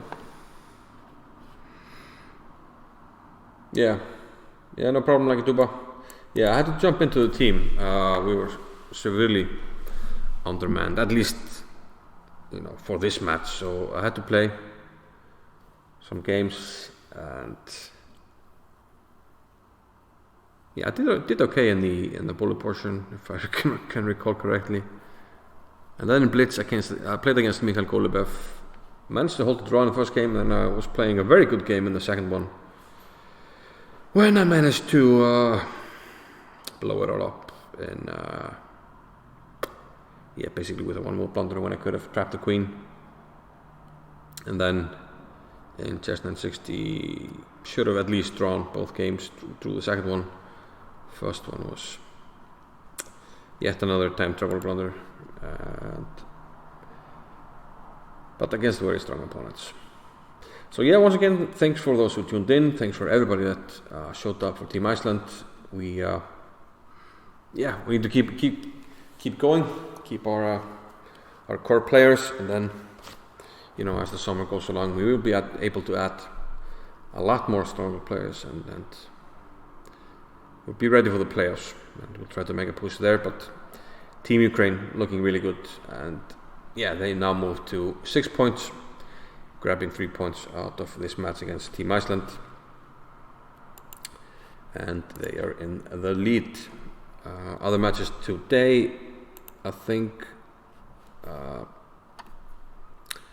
are Team Argentina against Team Slovakia, and then Team France against Team Russia. I'm not sure when the dates are set for that one, but we'll keep an eye on it, and of course update it when we have the next match. But I think I will now wrap it up. So thanks again, everybody. Yeah, no, Ruslan Poromaryov did not play. They bring out the big guns, I think, in the playoffs and then the big matches, probably against Russia. Yeah. So yeah, again, thanks for tuning in, and everybody for playing, and I'll see you in another broadcast from the Live Chess World League. Myself, I might be back later just to play viewers and play some blitz maybe, but until then, I'll see you later. Bye bye. Hang on a minute, let's raid somebody. That's good practice. Find somebody nice to raid. And so who shall we raid right now? Let's raid Eileen Chess, why not? She's playing viewers. Very pleasant streamer. See you there. Bye bye. Hi Eileen, did I spell it correctly? Because I spelled Chessbra incorrectly yesterday with 170 viewers, which was a little bit embarrassing, but what to do. Very pleasant streamer. See you there. Bye bye.